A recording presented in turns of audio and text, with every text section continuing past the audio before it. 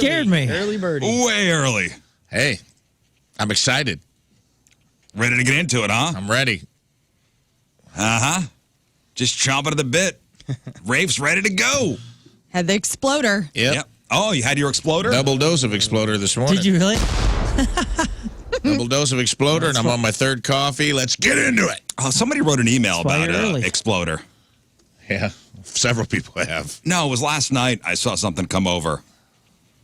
I think you wrote them back too, Rafe. Did I? Oh, the headline was Butt Drugs and Exploder. Yeah. How do you not respond to an email with that subject line?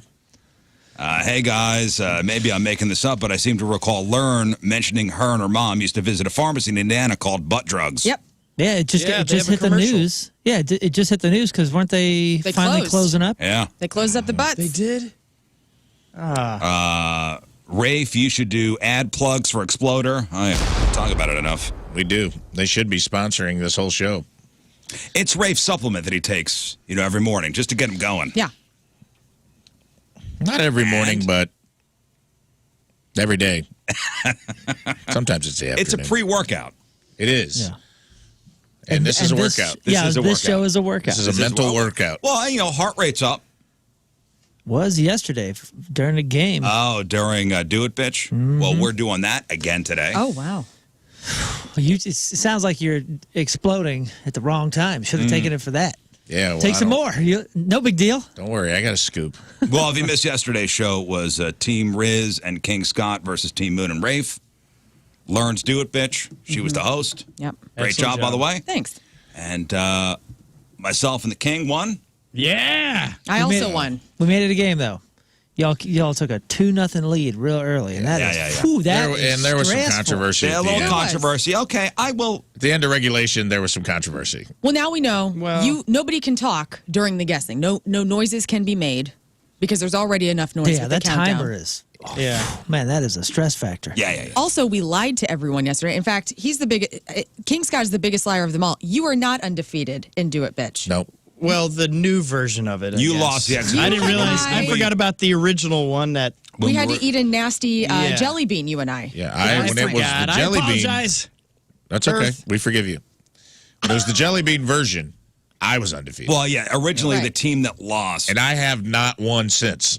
I have been on the losing man. squad. The team that lost has to eat a jelly bean. That was the old version. The new version is the losing team has to take a shot from the airsoft gun. Yeah. Should we do jelly bean and get shot? Like you have Let's to eat a jelly slow our bean. roll. Yeah, come on. Okay? Does it not hurt enough? Let's calm down. I want to have a And you Wednesday. know, we'll let the Great Wheel today decide the new teams. It's not going to be a rematch. We'll let the Great Wheel decide. Yeah, we new should do that teams. every time, right?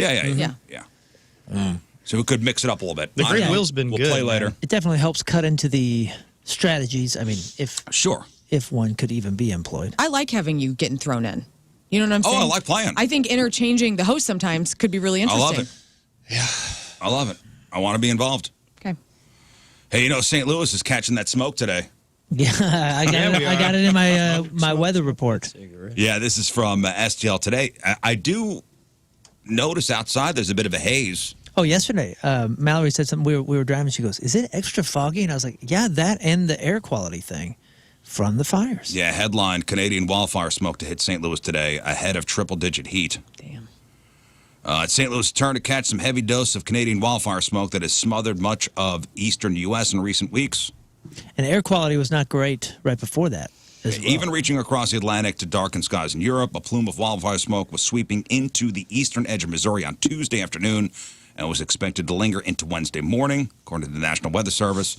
Near surface smoke in the St. Louis region could limit visibility, cause the air to smell smoky.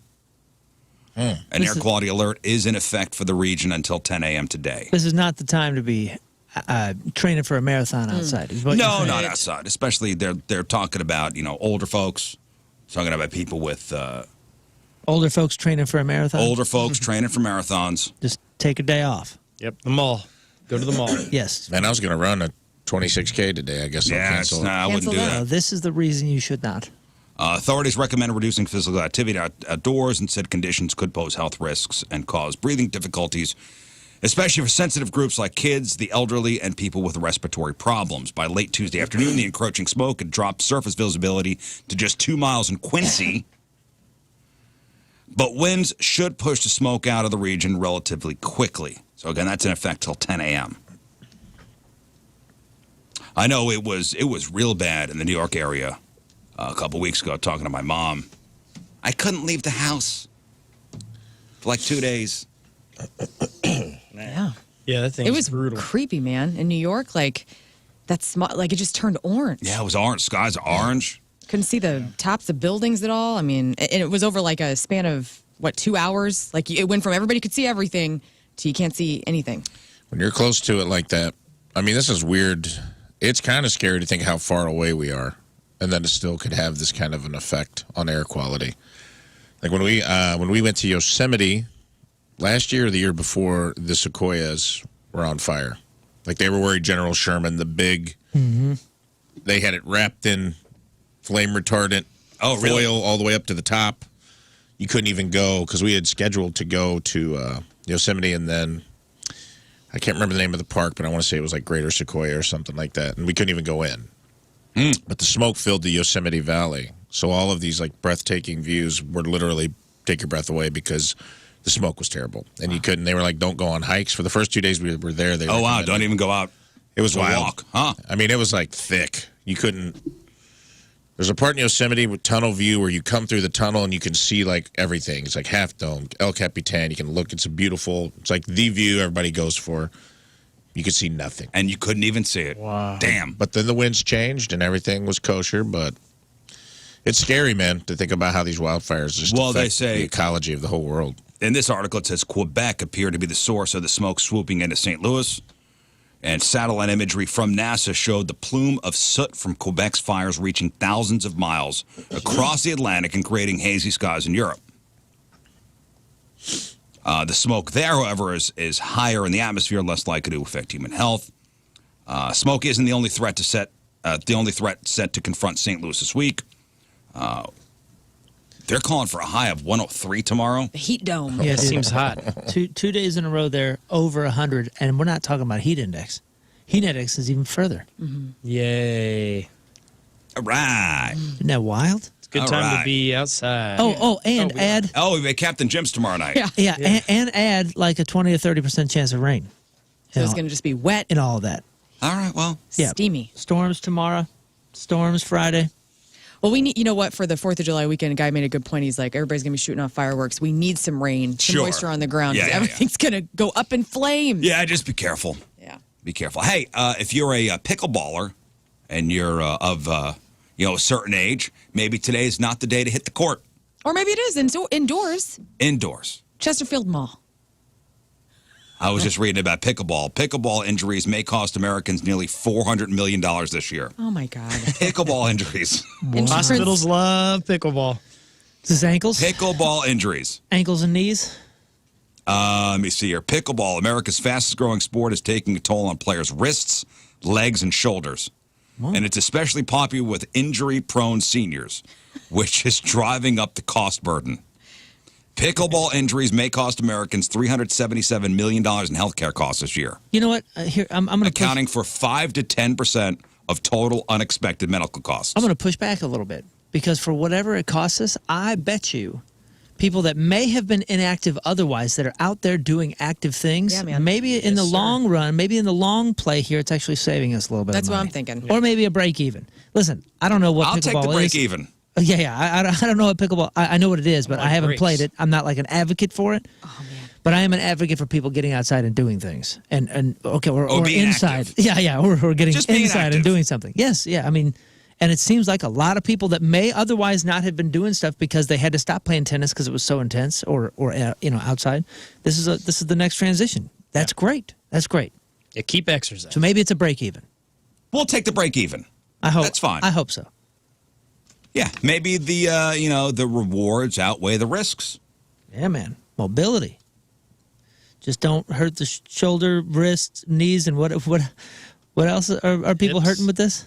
Let me see here. The analysts estimated that there will be around 67,000 emergency room visits. Wow, just from pickleball? Man. I wonder how much even bicycles or something like that cost a year. Yeah. Yeah, I want to see the comparable numbers. 67,000 emergency room visits, 366,000 outpatient visits, and 9,000 outpatient surgeries related to pickleball injuries this year. I wonder how many are throwing rackets at faces. Dude, more than you would think. Really? People getting violent? Tim and I, Tim was partnering up with John Hewlett and playing pickleball in some tournaments. And John from Casey and his wife Ruth, who is a ball buster just as a baseline as a human, getting John Hewlett's wife on a pickleball court, she gets in your face. Oh, she's savage. That's awesome. And they are savage, man. And she screamed at me one time because I was like, my form wasn't very good, and I'm like, I can't continue on this journey. And it was your first time playing? Dude, that's It's awesome. like my third time. I mean, I was not good at all. I was doing it as just fun. Oh man, I feel like I want to play, and I'm scared that I'd like it too much. You will. Because you break a sweat. It's you're competitive. I'm super competitive. It is a competitive sport. You like racquetball? We all play soon? I like racquetball. I never get a chance to play. I don't have a giant enclosed room like that, but I like the ball. I love the sound of the ball. The pop, pop is my favorite. Racquetball is inside with the wall, right? Yeah. Man, That's tough. I love it. Yeah. I have to Never trick played myself into doing cardio. I have to do something competitive. I get I it. can't do I hate just being on a treadmill. I hate it because I'm just I get bored. Let's get a Rizz Show racquetball But team. if you get in the Heck yeah. racquetball court and we start whizzing it past each other's head and fight or flight takes over, then I'm like, next thing you know, you got an hour of cardio in, and it'll get you. It doesn't seem like in that little room you would get a ton of miles in or steps in, but the little back and forth. Oh, yeah. Yeah, man. Yeah, it's so fun. It's like little mini sprints the whole time.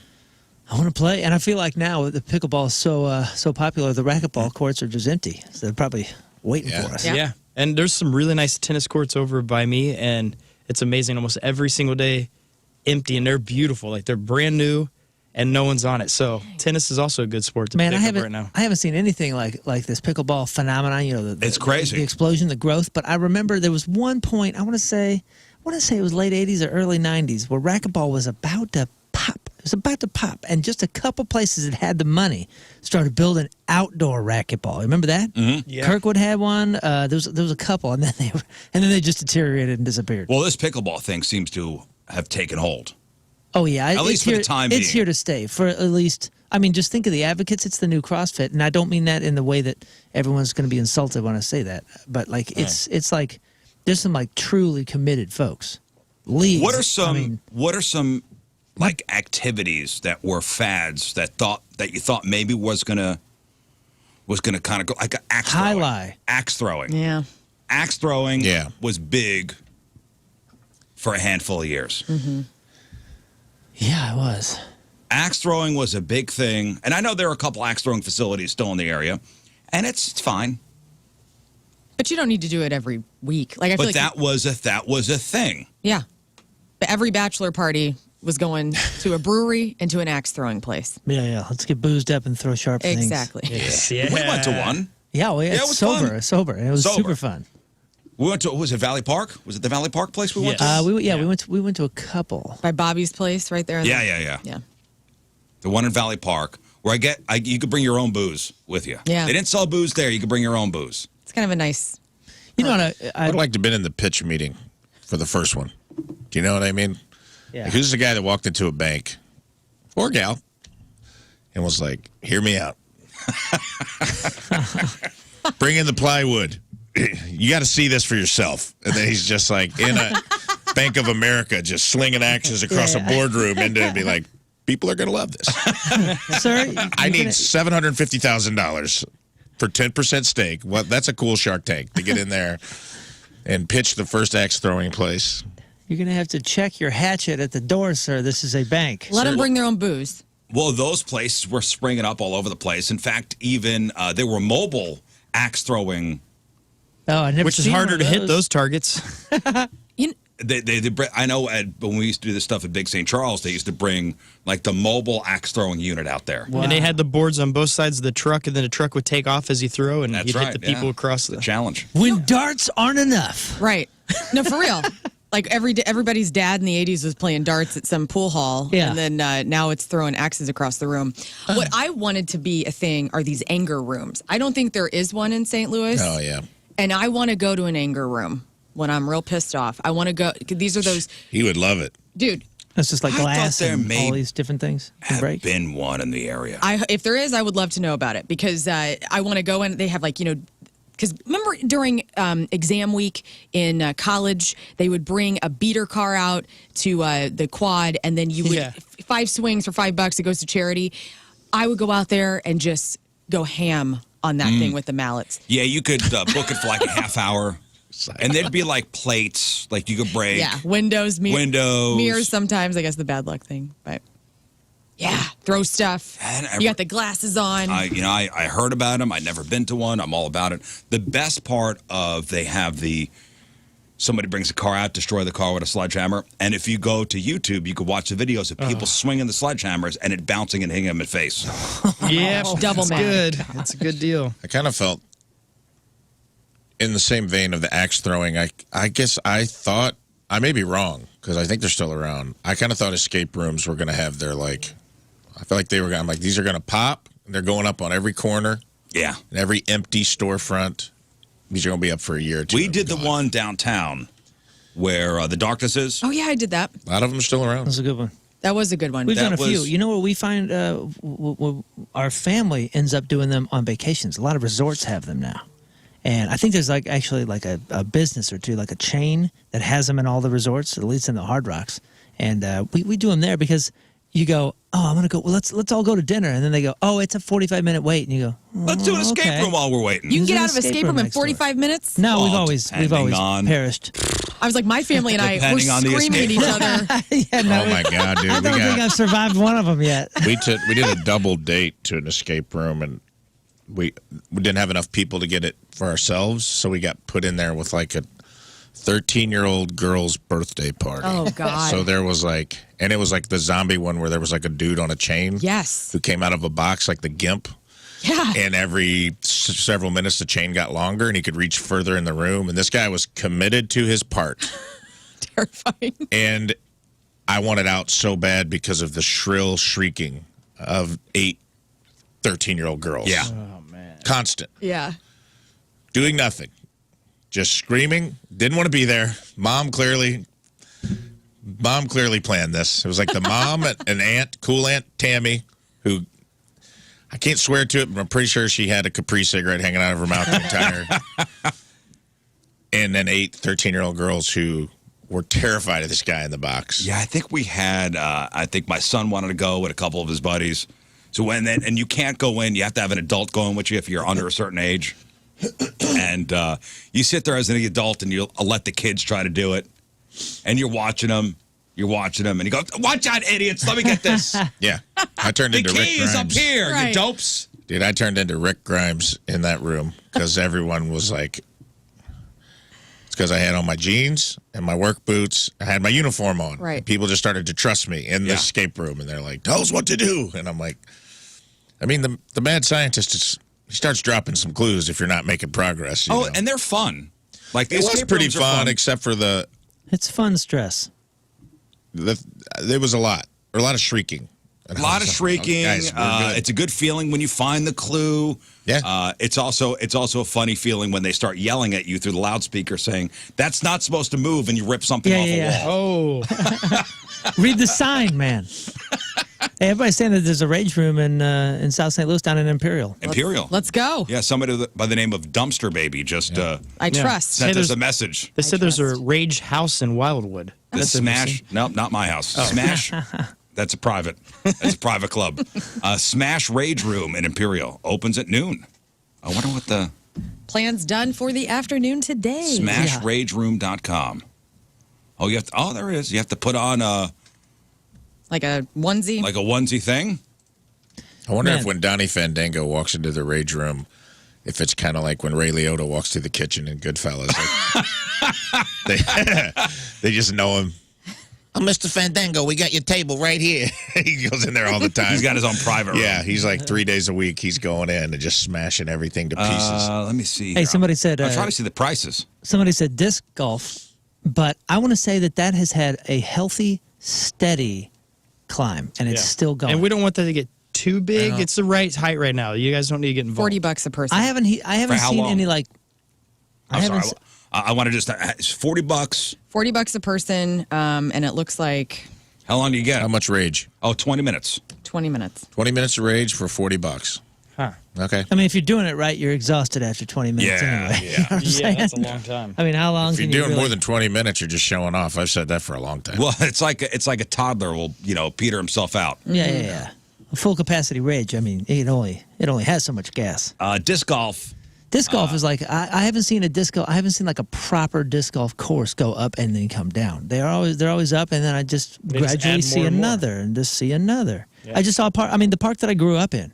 We were just down there briefly, and I mean, nothing has changed about this park except for like the playground equipment. It doesn't kill you anymore. No, but other than that, nothing has changed except for I'm looking over and I was like, there used to be a tree over there, and now there's a disc golf hole. And what do you know? There's probably half a dozen people out in this park. It's usually pretty quiet, and they're playing disc golf. So it's great. I remember still growing. In high school, we'd go, and it would take about an hour and a half to drive to this one, the only one around us, and that was the closest one. So we went all the time, a couple times a week. And then I, graduate high school and move out of town, and they put one in town there. So I was like, thank you guys. Speaking Thanks of for fun waiting. versions of golf, what should be taken off is foot golf. Y'all played that? It is the most Yeah. fun. I know it's for I played with you. Yeah, you don't even have to be like a soccer player. Like people think like, oh, that's for soccer players. But there's a lot of like par 3. They'll turn par 3 courses, and they'll kind of do like a disc golf, and it's a hole this big than a soccer ball. I mean, it's exactly what you think. And you start at the tee, and you have to kick it. And it is fun, dude. It's fun. I could do that more than the disc golf because my friend Sean plays, and he's really good. I just can't, I'm really bad at throwing a Frisbee just in general. It never goes well. Yeah, it's one of those. Kicking. This is like a golf meets your rage room. Like you can just kick the crap out of this With thing. disc golf, if you can't throw it right, it sucks. Yeah. There's no wrong way to throw a Frisbee. Yes, There is, man. I throw it, it there goes are. completely right. It goes These around aren't me. traditional Frisbees. No. They're made to bend in the air. You got to throw them up at an angle, and they come down. Yeah, and There's all kinds of different ones. And you got to have I'm not different doing styles. you got the putter, you got the driver. And everybody's stoned as hell on a disc golf course. Yeah, I just want to. Some people take it hella serious. Mm-hmm. There was my friend went to Nashville. It was a $25,000 tourney. And guys I didn't know they made these. They're like golf bags where they pop up and these stands come out and the bag sits there. They got like a caddy and they just got like a row of, he's like looking through a CD collection and he's like, oh, this one. And I'm like, how can that possibly be different than the other 30 that are in there? They're all approximately this. They look exactly alike. I mean, it's down to the grams. Oh, he's like, this has a 30-degree angle, and it's the spider. It's the they weigh a certain amount. Oh, yeah. And Wow. But that's a very nice culture, too, because I remember in college I had some cheap discs. That's all I had at the time, and I would go play, and people all the time would come over and be like, dude, you need this, and they just hand you a really nice one. yeah, I want to bring the Frisbee that I got for free after I signed up for a MasterCard on a college campus. Yeah. I bet you that one's good. Promotional item. That'll be fun. See, I want to do something where I could just jump in and be competitive right away. I don't need to learn anything. Like what? What does that mean? What do you mean competitive? Isn't everything competitive right away? No, but if I try disc golf, I'm going to suck immediately. Oh, so you want to do something you're good at? What are you the best at? Not even good We're at. good at without I want to try something new where there's no real big learning curve. Okay. Pickleball. Skateboarding. Oh, no. That learning curve is horribly learning curve painful. there. Kickball.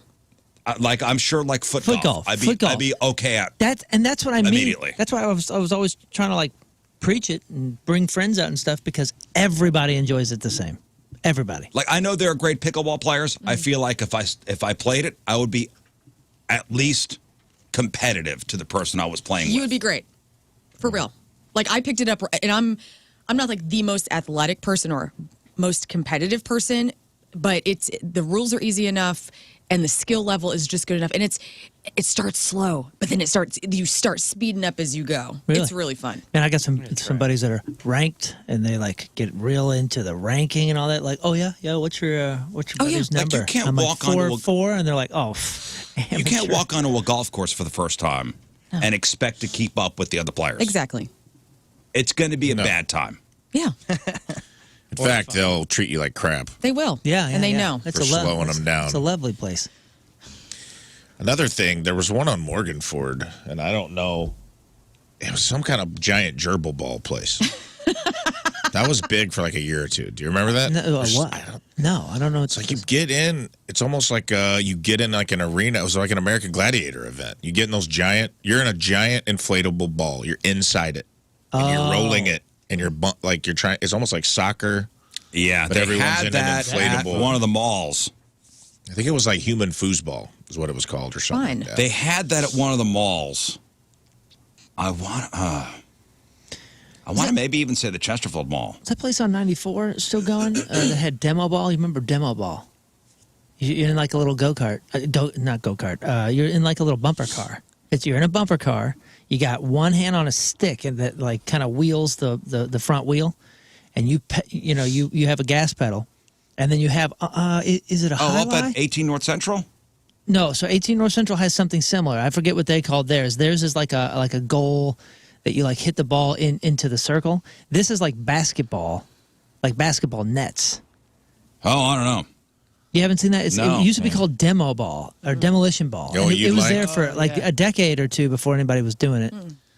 The 80s and 90s were a wild time, and this should have caught on, and I would go play today if they had it. The DuQuoin State Fair used to have. Being the DuQuoin State Fair, Oh, you yeah. know, that's where you see the best acts in the world on their way up or on their way down. That's right.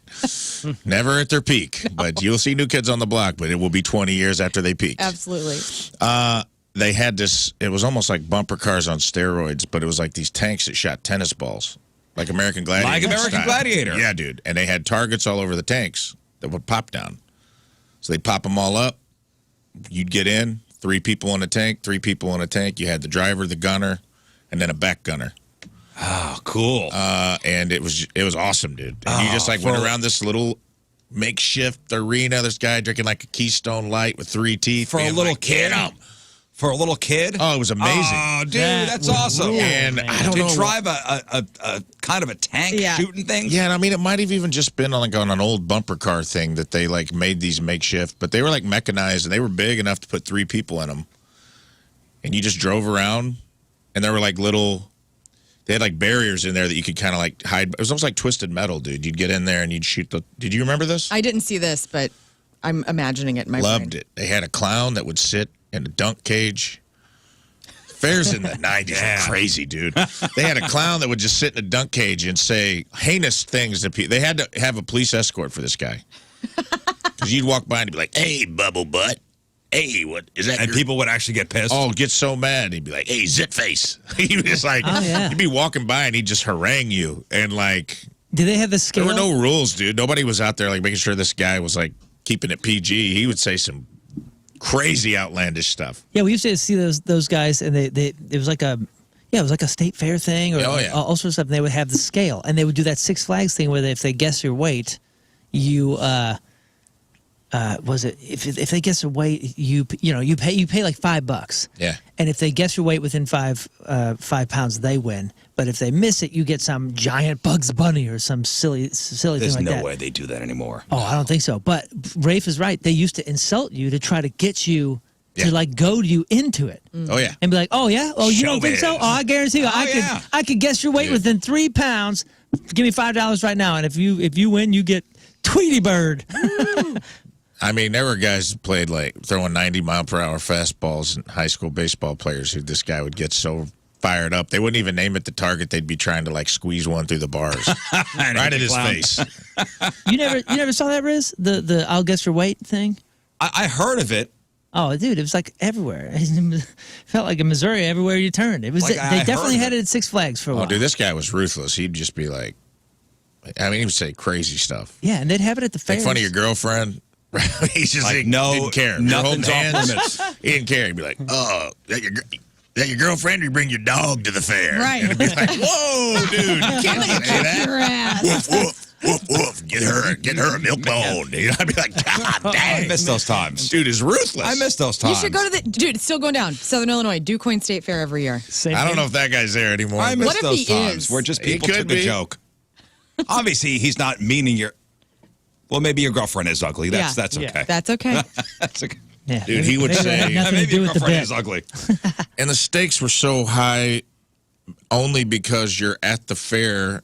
You're like a middle school to young high school age. socially, everything is constantly at stake. Yep. One false move, and this guy would exploit your deepest insecurities. Oh, he was good. From a distance. I don't know if he had binoculars or just like supervision, but he'd find the thing about you that you didn't like about yourself, and then he would go hard on it. So I wonder if he was wasting his talents doing that. Maybe. Yeah.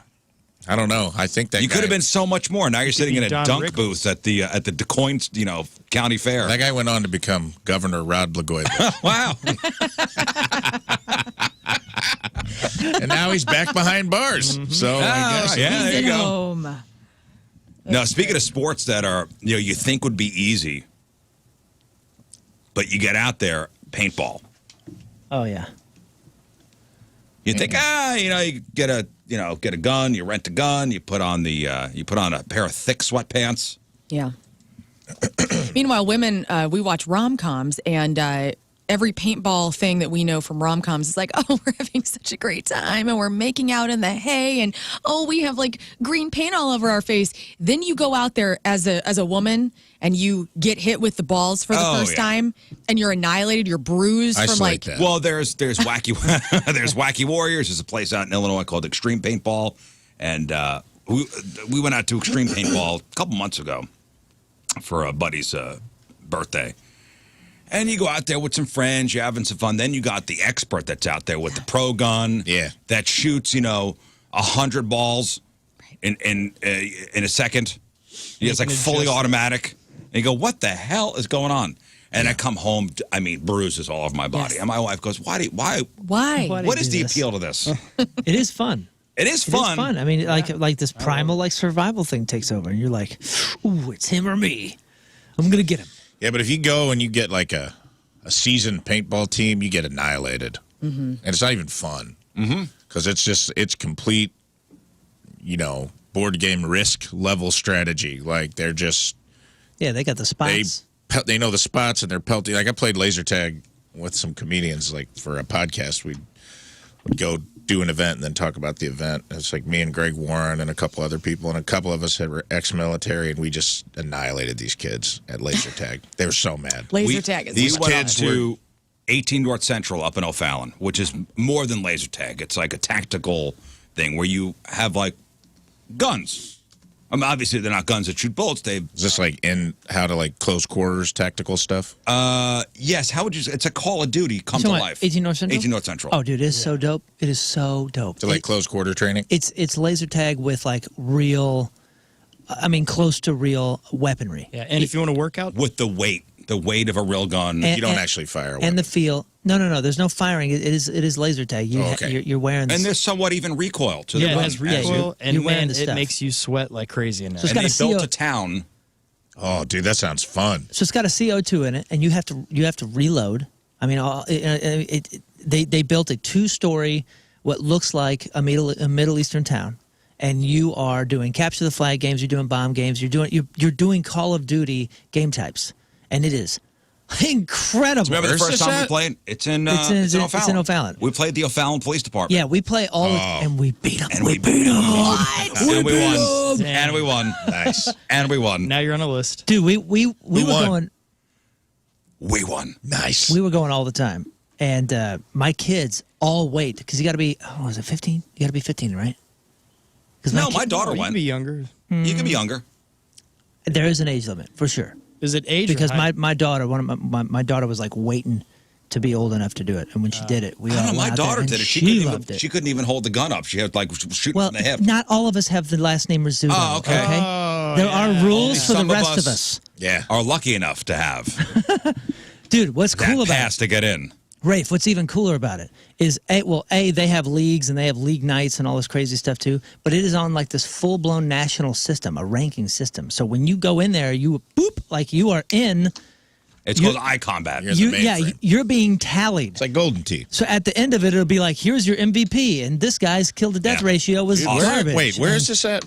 It's in O'Fallon, Missouri. Oh, dude, we got to all go again. Yeah. That sounds fun. We went a couple months ago. The staff is awesome. The staff is incredible. They got a bar there. They got human foosball. Human foosball. And I don't know what that other game is called. The big gerbil ball kind? No, this is like a soccer ball, and you have to hold on to a post. like you're in the position. You're the foosball man. That's cool. It is cool. Yeah. The Edge great too place. over in Belleville. In college, we used to go play laser tag after class, and it was just so much fun. Black light room, everything's psychedelic looking in there. And to me, I've always loved laser tag because you don't get bruised and you can still sniper people. So the black lights. That's how I smoked these kids. I just took the high ground. I just got up high and I was like, attack from an elevated position. Yep. You guys are toast. Because as soon as their vests went off, I smoke them again. I'm a hider. When you're in a black light situation with younger kids. Yeah. It's all just everybody looks like the Cheshire Cat. Everybody's got you can see whose shirt's dirty. Yeah. Oh, look. Who's They call it demo ball. So they brought back demo ball because the other place on 94 closed, I guess. So and look what else they have. Axe throwing. It's called tactical laser tag. Tactical laser tag. Yeah, eye combat. Let's It's go. awesome. Dude, it's so I'll fun. go anytime. Do you have to wear those cool sunglasses to play? Hell yeah. You have one of those tactical sunglasses dude, you will that be got in run over by a dump truck? You will be in a full sweat. I was going to say, make all your jokes now because 30 seconds in you were like, this is serious. Stop. Yeah, and you're sucking wind. I need two guys over there. All right, Watch my flank. Here's a legit question for all yous. Watch my flank steak. It's on the grill. Make sure and flip it. If you had to, do you think you could land a commercial jet? I couldn't even do it on Top Gun on the Nintendo game. I mean, That was a hard. The OG Nintendo Top Gun? When you're trying to land on the carrier? To land on the carrier? I'm 42. I still have yet to land on the Refueling? carrier. I could easily Also hard. I could easily land a jet. I just don't know if it'd be in a ball of fire or what would happen after that. Yeah, we can get on the ground. I can get this thing down. I'm telling you right now, 100%, I'm getting that plane to the ground. I can 100% do that. Oh, good. I bet I can get it there faster than anyone in this room. I'm happy to hear you're not flying into space. Do we get let me ask this on a serious note. Do we get the assistance of air traffic control walking us through it? Nope, communications down. It's you. And See, that's the difference. No, probably not. probably not. That's a lot of buttons, dude. It says, I guess they updated the rules because it says you have to be 14 years old unless accompanied by an adult. Yeah, it was not that before. I was an adult and I accompanied my daughter. I'm telling you, it was like 14 years ago. Hard rule. Because the guns are heavy, man. And that's what I'm saying. She couldn't even lift up the gun. She was shooting from the hip. Dude, the plane thing, I watched some really, really, really dramatic, just like a riveting video of a guy who was in a plane. Alaska? Yeah, probably. Yes. And the guy passed out or had an episode and maybe died in air. And this other dude never flown a plane before. And the whole point of the video, other than the whole point of the video. Didn't we have a story? Didn't we do that story? Maybe. The whole point of the video was faith. And this dude has sat down, put the headphones on, and he called to whatever tower, whatever air traffic controller, and they said, listen, dude, you have to listen to me. No matter what your eyes are telling you, no matter what you have to have faith in me that I will get you to the ground. Yeah. So I think if I'm able to keep my cool, which I pride myself on, and I was able to listen to every single thing they told me to do to land the thing, I think I could successfully land a plane, a plane onto the with assistance. With assistance. Yes, with a voice telling me what to do. I mean, it's over. Yeah, it's over. No, I think I could do it if I had someone to walk me through. Go to the instrument panel, look at the third button down from the left. Exactly. Press it. Okay. Don't look out the windshield. That's just for show. No. Look at the built-in navigation component. Yeah. Make sure these lines match up. Maybe I've got a chance. Yeah. But if comms are down, I'm just trying to coast in. Rafe's on a United Airlines flight from LaGuardia to St. Louis. Yeah. The pilot and the co-pilot pass out. Flight attendant comes over. Is there anybody wearing jeans on the plane? Has anyone got jeans and work boots on? I guarantee that I'd be the first one they wanted in that cockpit. I can't. I think I give us the best chance. I will say that. Out of this room, it's you. If I need any of us in this room to land a plane, let me ask you this. Jeans let me ask you this. You're on a plane. Pilots go down. Flight attendants, for some reason, aren't the next in line. I don't know why they wouldn't be. But let's say for some reason they're all down. Someone says, we need someone to land this plane. A guy says, I got this, and he's got a tank top and Crocs on. You letting that guy in the cockpit? Do you feel good about I think the guy that's the craziest one that has the confidence to land it is the one I trust. Oh, dude, my dad used to say in the military, because he was always flying around in different helicopters and planes. He's like, I want my pilots to have arrogance. Who in their right mind would volunteer for this job and be excited about it day in, day out? Yeah. I need somebody that is that absolutely confident that they can do something that is just ridiculous. It was unheard of 150 years ago. Now, we're talking about a commercial jet. Yeah. A commercial jet, not a little Cessna. Yeah. I think commercial would be easier. I think I have a better chance than most, and that chance is probably pretty small. My thing is, comms are down. I'm going to treat it like a 79 Eldorado. Just long and lean, and try to come in flat. Do my best to come in flat. I don't know if we're going too fast or not, and then maybe we can skid across the ground and get lucky. I'm just trying not to come in nose first. That's pretty much the... I'm going back to 94, 95. I don't even know if I could get the landing Microsoft simulator, a flight simulator. Yeah, you got a landing gear down.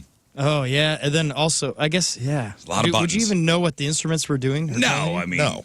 Yeah. No, but I mean, there's got to be an improvement in the intuitiveness of the cockpit, right? Well, there is a TikTok trend where women text the men in their lives and ask if they could land a commercial jet in an emergency situation. Oh, real quick. Then they reveal all the different answers in a video. That's going to skew everything. It's your wife asking you. You're going to be like, yes, honey, I could do it. I could do it. Come on, the majority of husbands. Oh, yeah. It's women asking their husbands and boyfriends. Yeah, I mean... Of course, this is going to be like 89% say yes, they could. Well, here is a woman reading the responses she got, and she ends it with a surprise answer. It's from her dad, who is a pilot. So here's this one woman with this TikTok trend. Can you land a commercial jet? Starting off with my brother, I say, do you think you could land a plane? He says, small plane or big plane? I say commercial. He goes, more likely than not, but it won't be pretty. This is my friend Quentin. He says, define land. It hits the ground. Yes. Back half the plane falls off? Possibly. I say, would 50% of people survive? He thinks he'd barely make it with a 60-40 split. This is my friend Nolan. He says, are you joking? Absolutely not. This is my roommate's boyfriend. He says he's played enough GTA to have a fighting chance. My other roommate's boyfriend thinks he can make it with approximately 50% of people dying. Better than a nosedive. Then I asked my dad, who's an actual pilot, what he thought. He says the plane can land itself. Thanks, Dad. Plane can land itself at this point. Wow. Nice. So, yes, I can. What does that mean? You just got to know what to press.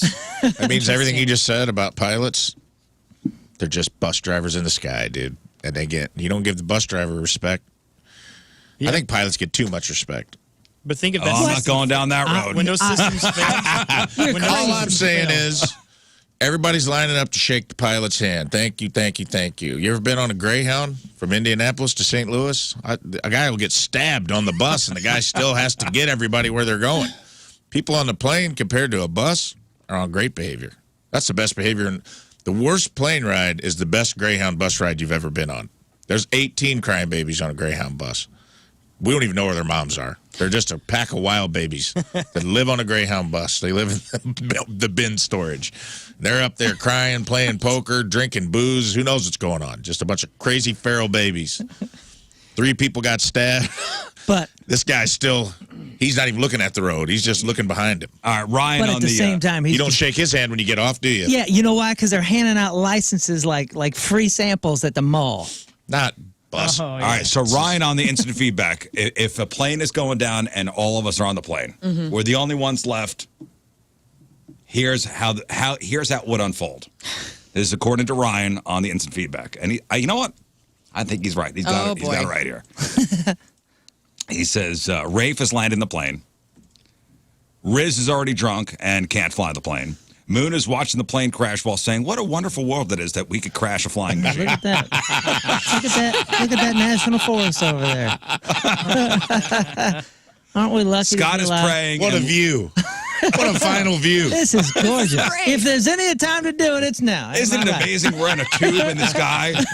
Wow. I mean, yeah, we're all going to go in a ball of flames, but man. What a way to go. Scott's praying, and Lern is thinking about hot men's abs and squeezing her stress ball. Hell yeah. That's how I think roll. that's 100% That's 100% correct. That's how it would exactly go down. I love that my stress ball has now become a character of this show. Thank you. But yeah, I'd just be mashing buttons up there. Oh, dude. It is a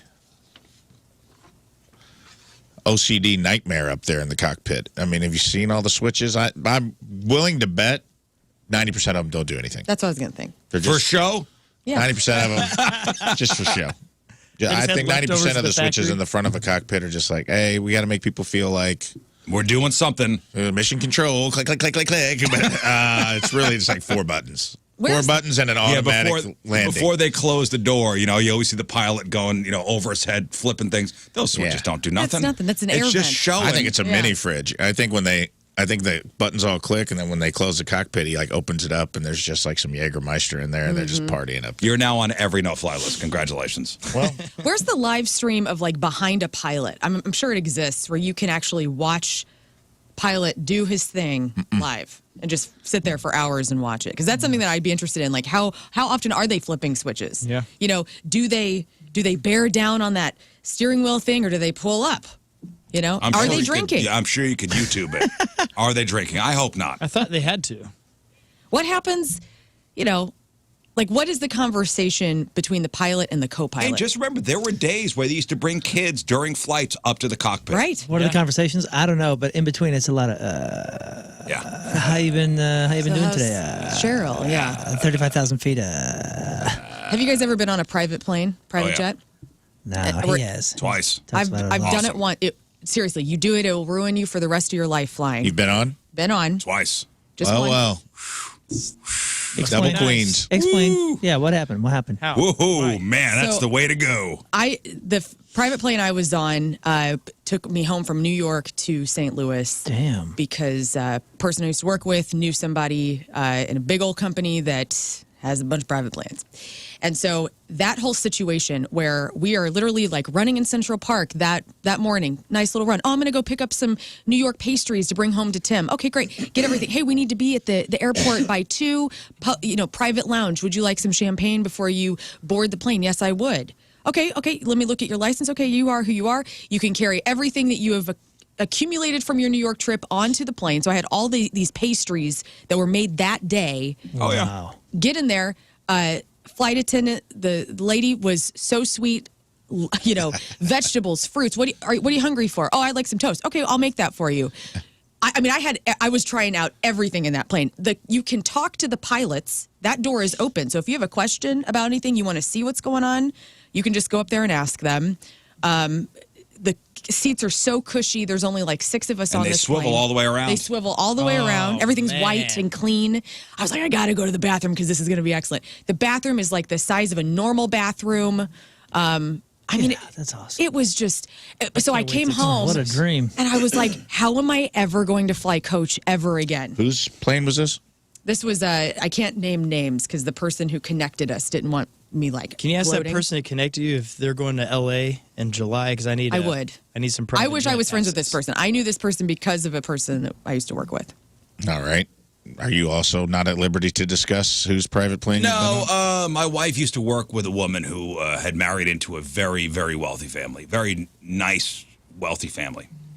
And The end of this story is hysterical for Rizz. they had a house in the Cayman Islands. So it would be, hey, man, you want to go down to the Caymans? When? Now? Okay. Yeah. Just And went. Yeah, it's like, drive to 20 minutes. Drive to Spirit of St. Louis Airport. Drive onto the tarmac, That's so cool. where we would just get out of our car like a movie and walk up the stairs, So and somebody cool. would park your car. Yeah. Dang. They would check your passport on the plane. So that was customs? We're flying. Yeah, customs came onto the plane. Wow. What would you like, sir? I don't know. What do you got? Everything. Okay. Wow. I'll take that. Yes. Fly to the Caymans. Car waiting for us at the airport. Drive us to the house, and whenever we want to go home, the pilot waits. The pilot waits there for a week. So cool. Heck of a meter. Now, here's the tragedy of this story. The tragic ending of this story was the couple wound up getting divorced. Oh, And I feel like I lost a plane in the divorce. Yeah. Really sad. Back the wrong horse. Tell you what. So sad. I feel like Yeah. I feel like I lost the plane. That's what he always says. I lost the plane. So in the were divorce. you on the same plane twice? Is that how this happened? Yeah, two Or was different there times. another? Oh, No, two different. Yeah, same plane, okay. but they got divorced. And I went, no, we lose the Did you plane. guys work it out? You're such a good. You're so good Like, I'll together. pay for First marriage time you ever counseling. took an interest in another person's Like, I'll pay for well-being. I'm like, do we have to be friends with your friend? Right. Can we be friends with the other side? Yes. Cooler side, come on. Yeah, man. Dang it, I'm It sorry. didn't work out for me. You lost custody. I lost custody of the plane. That Oh, was and this a bummer. plane was badass. It had like the family crest on the tail of the plane. Wow. That's sweet. Damn. And dude, this Cayman Islands house was amazing too. Right on the water. Everybody should have that experience of doing something real elite. I'm like sure that. everybody would love to. I mean, I wish it could happen. I mean, I feel that will never happen again. I'm sure for I me. would love to. I don't. This is a once in a lifetime. Hey, bucket list it, you know? Yeah. You know, that's a good You guys idea. already did it, but We should all add that to our bucket list. You should. maybe the 3 poors in the room should bucket list it. Well, Yeah. speaking of pores, and I'm going to end this segment with a nice story that I can relate to because the same thing happened to me. Okay. And this story is making the rounds worldwide. You know, sometimes a good deed can turn into a hot mess. Mm-hmm. And that almost happened here, but there was a silver lining to the story, Moon. And you're going to know exactly how I relate to this story. A guy from California named Michael, he recently shared a story about how his neighbor is a 70-year-old Hindu priest. And he wanted to support him and his efforts abroad by donating $150 to a GoFundMe account that was providing food to starving people in Bangladesh. But Michael, again, wanting to do something nice, made a mistake. Instead of donating $150, he donated $15,000. Oh. See, what happened was he thought he was at the put your credit card part of the screen on, but he was still back on the how much do you want to donate screen. Ooh. Operator error. So he started putting numbers in as if he was putting his credit card info in, but he was still on the how much do you want to donate tab. Okay. So the last. Okay, keep going. So he got notifications from his credit card company, but it went through. Like it charged his credit card $15,000 Wow.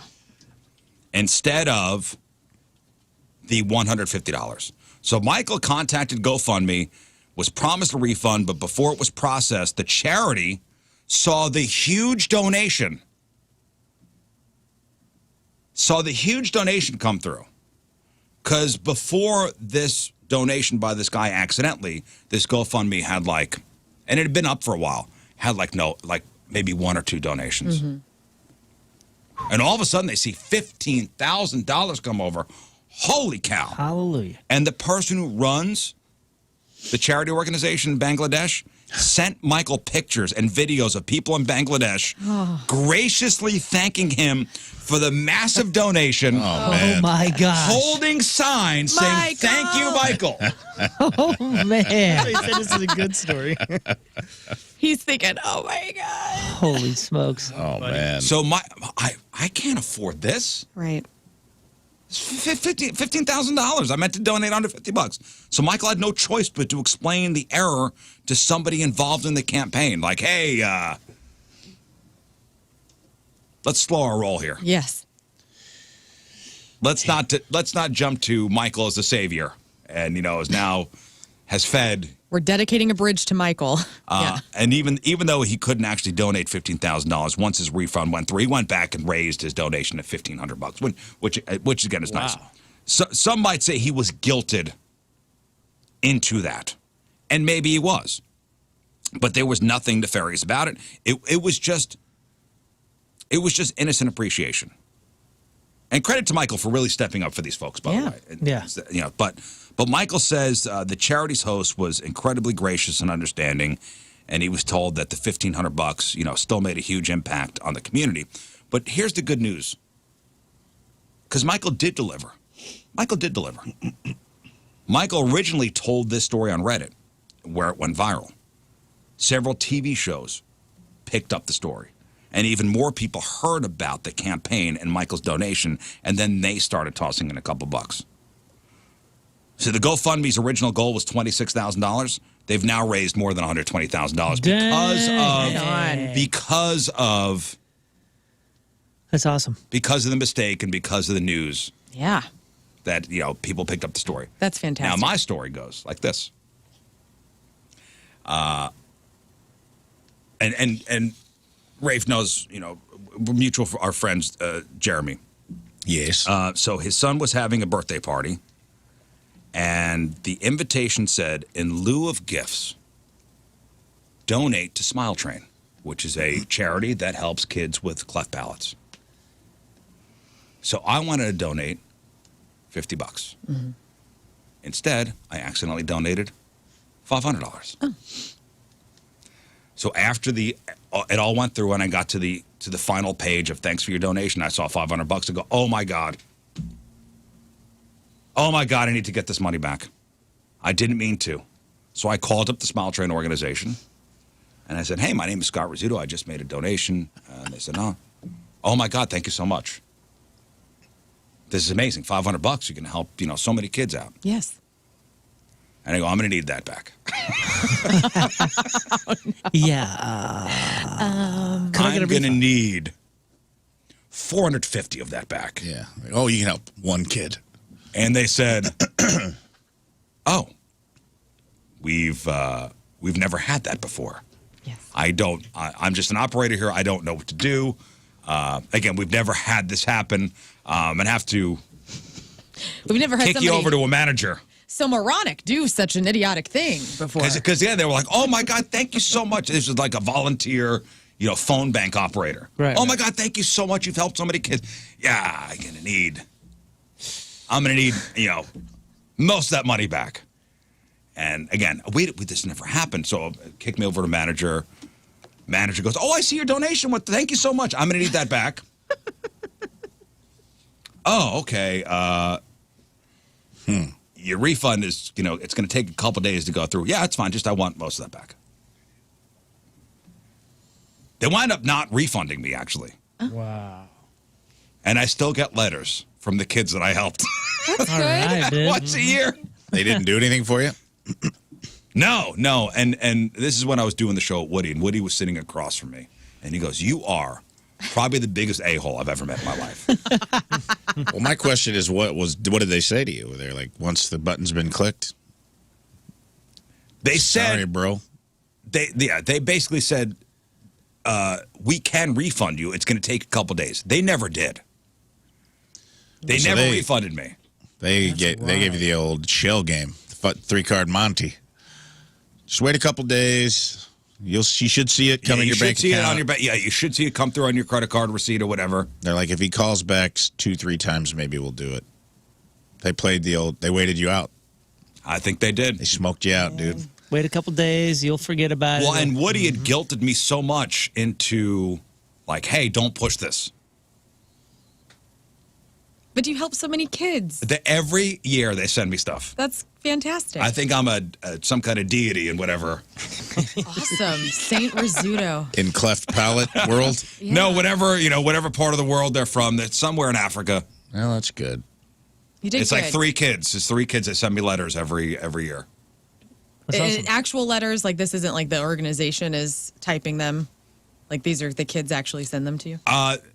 At first, they were like, you could tell. Okay. They were like handwritten, thank you. Yeah. And then, this is May. And you 10 years ago. You would have only helped 30% of a child. Yeah. But you're welcome. I'm proud of you, man. That was good. Yeah, the same thing happened to that guy. But Smile Train is a very good organization. I think they help a lot of kids out with cleft palates. And this Just, guy helps a smiles. lot of kids out. Just be, on Just it be careful. with your Get numbers. your fat thumbs. Know what you're doing. You know what I'm saying? Like, Well, people rush through things. Oh, yeah. clearly, yeah. Brianna has the greatest point. Rizz accidentally did a good thing. I love that. That's And very I'll nice. take it. It happens. And I'll take it. It happens. Mistakes were made. Good things Mistakes were made. happened. Good things happened. But in that guy's case, too. Now, $15,000 is all. That's significant. That's a big difference. Definitely. That's a big difference. By the way, I said to my buddy Jeremy, I'm like, you told people not to give your son gifts? He must hate you. Well, my parents said that after 18. They were always going around going, hey, he's 18 now. Let's stop this nonsense. Stop this The nonsense. kid was 8. Okay, well, it's a little different. Was it mature for an A 8-year-old? little sooner, What about this? in my experience. I threw a surprise party for my sister and I threw a surprise party for our mom for her 60th a couple years ago. And I put on the invitation, bring gifts. Was that a dick move? Because, like, when is the last time you have had a birthday party, and she didn't know this was happening. This is a total surprise. I wanted to have gift table. I wanted her to have like the best day. And some would have brought gifts, some maybe wouldn't have. But I was like, what kind of party was it? It was a surprise party for her 60th. Who doesn't bring gifts?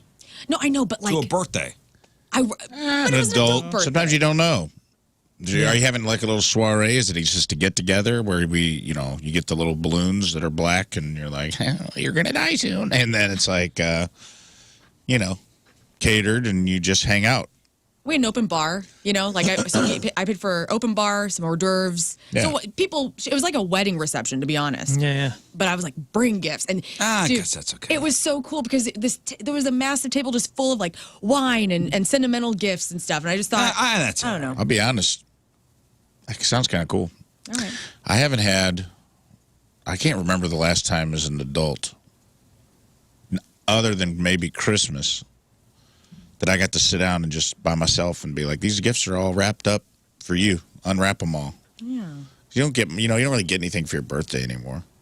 Maybe you get a gift card for something. Yeah, maybe like your spouse. Or a bottle of booze. Yeah. I married the right family because they go big for Do they? birthdays. Really? If you have a party, if you have a get together, you usually get a bottle of booze. Right. Or, a gift card to, Olive Garden. Great, thank you. But all I thought was, Jeremy's boy is turning, 8 or 9 years old. Mm-hmm. Oh, cool. Thanks, Dad, for saying don't bring gifts. Yeah. Oh, cool. Your presents so the kids are the presents. Yeah, the kids are getting their cleft palates fixed, which is nice. But for a 9-year-old, it's a small consolation to a 9-year-old. Yeah. Yeah. To an adult, that's nice. Thank you for donating with charity to my name. Great. For 8, 9 he finds out you were going to give him $500 for his birthday. You accidentally put $500 in a birthday card. A little kid would lose his mind. Yeah. So many Nerf guns. Wow. Ooh, sorry, Timmy. I'm going to need that back. Yeah, sorry. That was supposed to be a 5. That's Thank supposed you, to be Papa a 50. I can buy a whole PS5. Yeah. Sorry, I need 450 of that back, bud. You understand, bud. Oh. All right, let's do this. Now, and listen, by the way, I'm not making anybody second guess, donating to charity. I'm all about, donating to charitable causes. In fact, Donnie's got his fundraiser, his radiothon starting tomorrow at 10 a.m., and I encourage everyone to donate to the Ronald McDonald House Foundation of St. Louis. But just be careful when you're filling out that online form. That's all I'm saying. Save yourself the embarrassment of calling up the organization and saying, I'm going to need most of that back. Right. Today's Team Rizz Member of the Day is brought to you by Hot Shot Sports Bar and Grill, proud sponsor of Team Rizz. Visit hotshotsnet.com/Team Rizz. From Barnhart, Missouri, Nathan Marion is our Nathan. Nathan has been a loyal listener to the Rizz Show for many years, never misses a podcast. He loves King Scott's dry humor. Hey, I like this guy. He loves when Moon and I get into a disagreement and how I never could be wrong. And boy, you are right about that. Wow. Nathan Marion from Barnhart is our Team Rizz Member of the Day. Get super sweet Team Rizz Member of the Day soccer jersey. Get yourself signed up 1057thepoint.com/Team Rizz.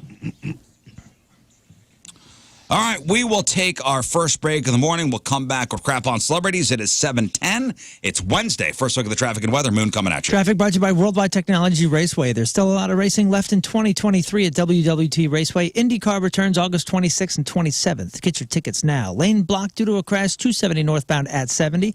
And on the southern side of things, the lane is blocked due to debris. There's a lane block due to debris on the road at 55 southbound just before 141. Your point forecast: smoke from Canadian wildfires causing poor air quality across the area. Today we'll also have a low chance for showers and storms, but it's a high of 91, a low of 68. Right now it's 70 at the Point Studio. Your point forecast is brought to you by CarX Tire and Auto. All right, Lern, what do you got? Swifties going to Arrowhead. You might want to listen up. Meryl is coming for the SAG-AFTRA Leadership and Negotiation Committee. And which famous musician wants you to throw them into the Bermuda Triangle when they die in 8 years? All that and more. All right, we got that. Yeah. We got your crappy birthdays. We got the porno birthday. And I have the lineup for the Missouri State Fair. Who's playing? When are they playing? What's going on up there in Sedalia? What's going on up there? Great White, Warrant, and Tesla. Again. The Bullet Boys. Actually, it's pretty decent lineup. I thought everything I just said was a decent lineup. Oh, okay, sorry. Burn. The Bullet Boys, huh? Bullet Yeah, Boys. dude. Nice. Hadn't heard from them in a while. All that and more next. Crap on Celebrity. Stay there. All right, welcome back to the program. Phone number 314-624-3833 or 618-398-3833. The Mick Ultra Studio Cams, 1057thepoint.com/Rizz. The socials at RIZZ Show. Your emails, RizzShow, 1057thepoint.com. Send us your instant feedback through the 1057 The Point mobile app. Lern's Do It Bitch coming up in just a little bit. Give away some fabulous prizes. Played that yesterday. Had a great time. Now we kind of...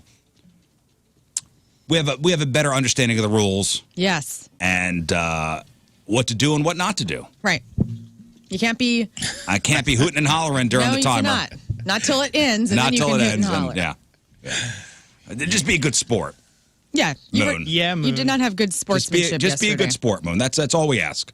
Well, I'll try to deliver What that. did he say yesterday? You never thought of it. That was his excuse. Yeah, you go, that I don't was his ever thing. yell when you're guessing. He goes, it's because you never thought of it. Yeah, and then he started bringing up matchup with Moon behavior from 6 Right. years ago. Like, why dig that See, there up? we But- go. Hey, you're right. I'm Here we a go. poor sport, brother. I'm a poor sport. There we You Yeah, also go. just gotten shot in the Starting back early of your today. leg. Yeah, you know, we had an email, too, that was talking about matchup with Moon and why that hasn't been around. But I think it's because I won 2 in a row, and then you just decided, oh, let's not play that game for a while. So who's the bad sport? Huh? Who's the bad sport? When are we doing wanna matchup play Moon? Matchup again? Moon? We can do whatever you want, You want to dude. play matchup the Moon You're the one that tomorrow? every time you get Yes, crushed, let's you cry do it. and disappear. Scott? All right. I'll have it ready. Boom. Is it just always you two playing matchup with Moon? Yeah. Why? You want to take? You want to take a? Yes. Take it for a spin. Well, it's a grudge match at this point. I think we got to Well, not tomorrow, but like one day, yes, I would love to. Sweet. Tomorrow, it's you guys. Okay, if you guys could help Scott with the questions, we'll make it a team effort. Yeah, I We'll kind make it of a like team you effort guys. tomorrow. Good I with kind of the like it being you guys. Hey, I've done 'cause good with the questions. No, it's you guys tomorrow. No, fine. No, it's Moon and myself, fine playing, but I want to get the whole team involved. I want to Scott. be included. Well, I want to ruin the show. I'm fine to be in the peripheral and just haze you both. Okay, great. So, Great. Hey, just a reminder, tomorrow, Donnie's 28-hour radiothon begins at 10 a.m. And it's Donnie's final year doing it. Yeah. So let's make this the best one ever. And Donnie Fandango Radiothon T-shirts are available at 1057thepoint.com, and the money goes to the Ronald McDonald House Charities of St. Louis. So, it's going to be an epic one, starting 10 a.m. tomorrow with Donnie, and then continuing on Friday when we're on the air. So we always help out with the Radiothon on that Friday morning. Can't wait. It's always a good time. Love that. And we're at Captain Jim's tomorrow at 6 o'clock, and you'll be able to donate down there as well. We'll have a little QR code thing at our table, and just scan, and you'll be able to donate to the charity. Hey, the Missouri State Fair is coming up. I've never been. We were supposed to go last year. Something happened, but I've never been. I've never been to Sedalia. You got to go. Same. Never been. I hear great things. Moon always talks about how great it is. You've been out there. What, down in Sedalia? Sedalia. Is it up there, down there? I don't even know where it is. It's down there, over there. over there. It's over there. Yeah, we had a lot of great experiences. We were always down there for the state fair. We were showing horses and doing different things. And there was one point, I don't know if Scott was with us, but we didn't really have the hotel experience. Our family wasn't the style. We but tented that. well, not only did we tent, there was 1 year, maybe 2 years, where we slept in the horse stalls. Yeah. With the horses. That's cool and something you'll never forget. Yeah, that's for sure. That's Something for never sure. forget. It's a memory of a lifetime. Dude, it was everything from all the horse shows that we did, and the competitions that we did with the horses, and then you got a concert or two. The crazy thing is, I never saw a concert. I never saw the concerts down there, but I did see a lot of races at the racetrack. Wing sprint cars, stock cars. It was so fun. So the Missouri State Fair is August 10th through the 20th. My first experience with one of these kind of county fairs was the Madison County Fair out in Highland, and I loved it. Loved it. There was a demolition derby. I judged fruits and vegetables. Yeah. There's a petting zoo. There was a petting zoo. I got to hang out with cows and pigs. It was awesome. Yeah. So Sedalia, August 10th to the 20th. Of course, you got your Missouri State Fair Shootout, Truck and Tractor Pull. That'll be on the 13th. Pro Pulling League on the 14th. Outlaw Nationals Monster Truck Show on the 15th. And you got, let me see here, Thursday, August 10th, Tyler Hubbard of Florida Georgia Line. All right.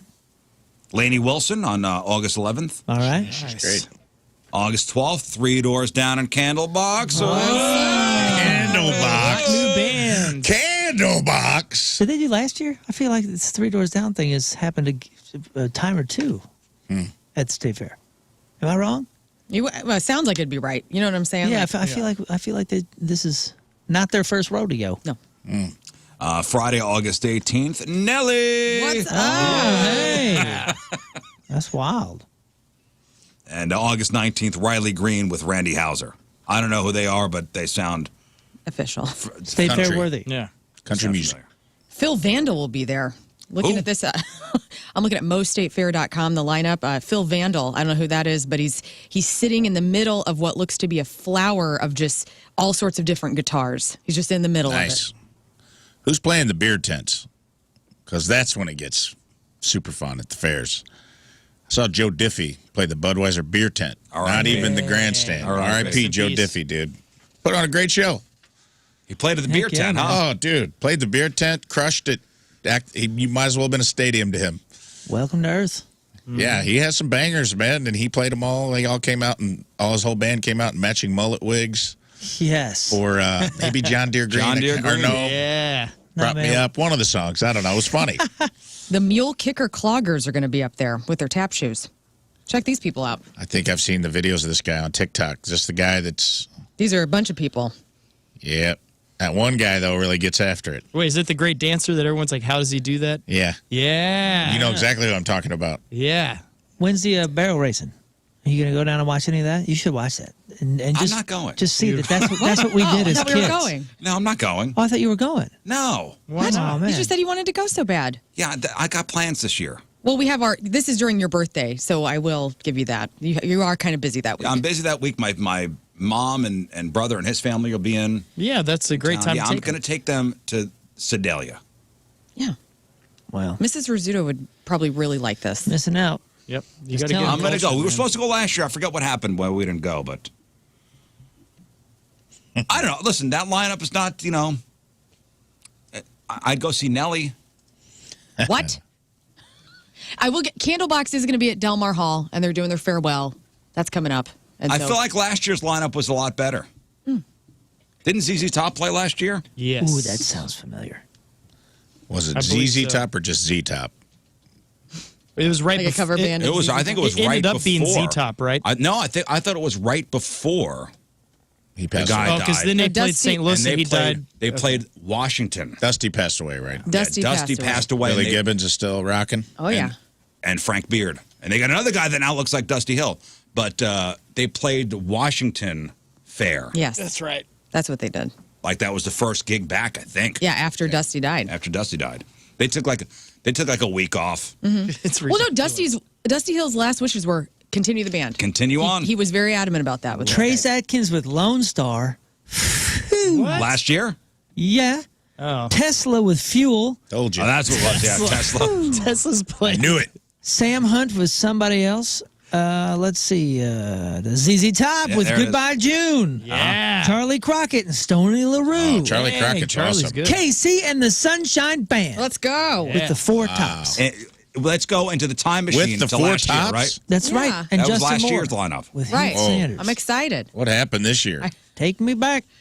Well, we got Nelly, guys, so Yeah, maybe they blew their budget on Nelly or something. No offense. Tyler Andy Hubbard's Watts. a big name. None I know that's a taken. big name. All right, today is June 28th. Back in the day, 109 years ago, 1914, Austrian Archduke Franz Ferdinand and his wife Sophia were assassinated in Sarajevo, igniting World War I. 5 years later, the Treaty of Versailles was signed and France officially ending World War I. 70 years ago today, 1953, workers at a Chevy plant assembled the first Caravette in Flint, Michigan. 52 years ago, 1971, the Supreme Court overturned Muhammad Ali's draft-dodging conviction for his refusing to fight in Vietnam. 31 years ago, 1992, the U.S. Olympic men's basketball team debuted in the Tournament of the Americas at the Memorial Coliseum in Portland, Oregon. The Dream Team, first appearance of the Dream Team, they beat Cuba 136-57. Ooh. 26 years ago, 1997, during their much-anticipated rematch for the heavyweight title, Mike Tyson took a bite out of Evander Holyfield's ear. Dude. Not once, but twice. I watched that live. Yeah, me too. Crazy. Crazy. I remember that. Crazy thing to see on a pay-per-view live. Went to a friend's house, bunch of people. That's when you had to, like boxing was still big. You know, Oh, yeah. It was before UFC really kind of took that. Tyson It was Holyfield, huge. too. It was a phenomenon even before that thing happened. It was huge. Because that was the rematch, and that was, I mean, it was a huge fight. Yeah, and the crazy thing is, kids like us, what did we have? We had Mike Tyson's Punch-Out, and then we had Real Deal Boxing, Evander Holyfield's Real Deal Boxing on Sega. So, like, these are our two video game guys. Well, going I against remember each he bit other. his ear It was once, wild. and he was warned, and then he bit it twice. The second it time, off. he bit it off. He was immediately disqualified for that second bite. Tyson's boxing license was revoked. And they did actually reunite 2 years later on Oprah, where Mike gave Evander a sincere, Piece of heartfelt ear. apology. Oh. I have your ear. And then he bit his nose off. Do you remember that happening, Lern? Yeah, I didn't watch it or anything like that. It was crazy to hear about. And I remember, I mean, we're still talking about it and getting nuts. Like, I Yeah, it can't was like a imagine what it pop was like culture watching moment. it live. It was such a, like, what? It was one of those, what the hell? What? Right. Yeah. Well, Tyson complained that Holyfield kept headbutting him. Maybe. That was Tyson's, his excuse, basically. Yeah. 21 years ago, 2002, Adam Sandler's Mr. Deeds came out. Oh, and dude, 14 it's so good. years ago. Have you ever seen the original? It's like Good Morning, Mr. Deeds. Was that like Jimmy Stewart? It's one of those. It's more around that time. I don't know if it was actually Jimmy Stewart, but it's kind of, it's not like the Sandler one. But the Sandler one is so good. Yeah, I like it too. You know, I mean, like it's such a Sandler movie, but then when you realize, like, What's oh, the that's plot? actually a remake. Okay, so he like inherits this $1 billion fortune Right. from an uncle he didn't know he had, Yeah. and then he's like this, just like kind of, pizza shop owner, like whatever, so just like a good dude, nice dude that's thrown into the situation where they're trying to, take the company from under him and all that kind of stuff, and he does good for this town and blah blah blah. It's a feel good. Yeah. It's a Sandler film, but And like, Winona Ryder, she's a reporter, but she's pretending not to be. Yeah. Yes, and yeah, she's trying to dupe him, but then she falls in love with him. It's like one of those just typical feel good She's so story. cute in the movie too. Yeah, but it's super Sandler, and one of the reasons that I love it and quote it all the time is because Alan Covert has a much bigger role. The sidekick that you've seen in every Sandler film, the caddy in the lead. in Happy Gilmore, Before Grandma's Boy. Yeah. yes, leading before Grandma's Boy, like Alan Covert, like got to step up and be like he's Winona Ryder's like Editor. co-worker. Yeah, co-worker that's like in on the plot, and he kind of gets his ass kicked all over the place. Yeah, he's always getting hurt. And John Turturro is the butler. He's good. Yes, He's very sneaky. very sneaky. He Let is me good. change your socks. I think that I still bang for your buck, those types of movies. I'll go Brewster's Millions every time. Love that movie, dude. I watched that movie so Richard much when I was a Pryor? kid. Loved that movie. Yeah, With it's the good. train track running through the middle of the outfield. He plays for Is the it Richard Pryor and who's the old guy? John Candy. Yeah, but John Candy's the softball player. Yeah. But who's the old guy? It's not Jack Lemmon. It is. It's the dude that was in Trading Places. It plays one of the old Haggard Yes. brothers in Trading Places. Jerry Orbach, No. Pat Hingle, Stephen Collins. Yeah, Trading Places is another You fantastic. talking about the guy that Maybe plays I'm his thinking uncle? Trading Places. Anyway, No, Brewster's but Millions. Brewster's Millions with Richard Pryor, where the plot. You ever see that movie? The plot is he's got to spend a certain amount of money. And that was a remake as well, right? Yeah. 'Cause Dude, that's a great We talked about that on the show. I had never heard of it, like I don't know, 3 years ago, and I went home and watched it, and it was Dude, that's a good awesome. movie. I don't know how I like. There was a couple movies back then that just flew by. It was like The Toy and all these different prior movies were kind of coming out and sort of lost in that late '80s Showtime late at night shuffle. Yep. And they're all so good. Yep. And 14 years ago today in 2009, celebrity pitchman Billy Mays died just 3 weeks shy of his 51st birthday. That was a shocker, too. Billy Mays for OxyClean. Remember he always wore the blue shirt? Yeah. Billy Mays. I think it wound up being the Cocaine? I think that did him in. Well, I think they were worried too. Remember, they said that he was on a flight And he hit his head. and baggage fell out of the thing and bonked him on the head like just a couple days before, and they were worried that had an issue. And then when they looked into it, I think they found some other things. They're like, oh, you know what, we don't need to talk about this anymore.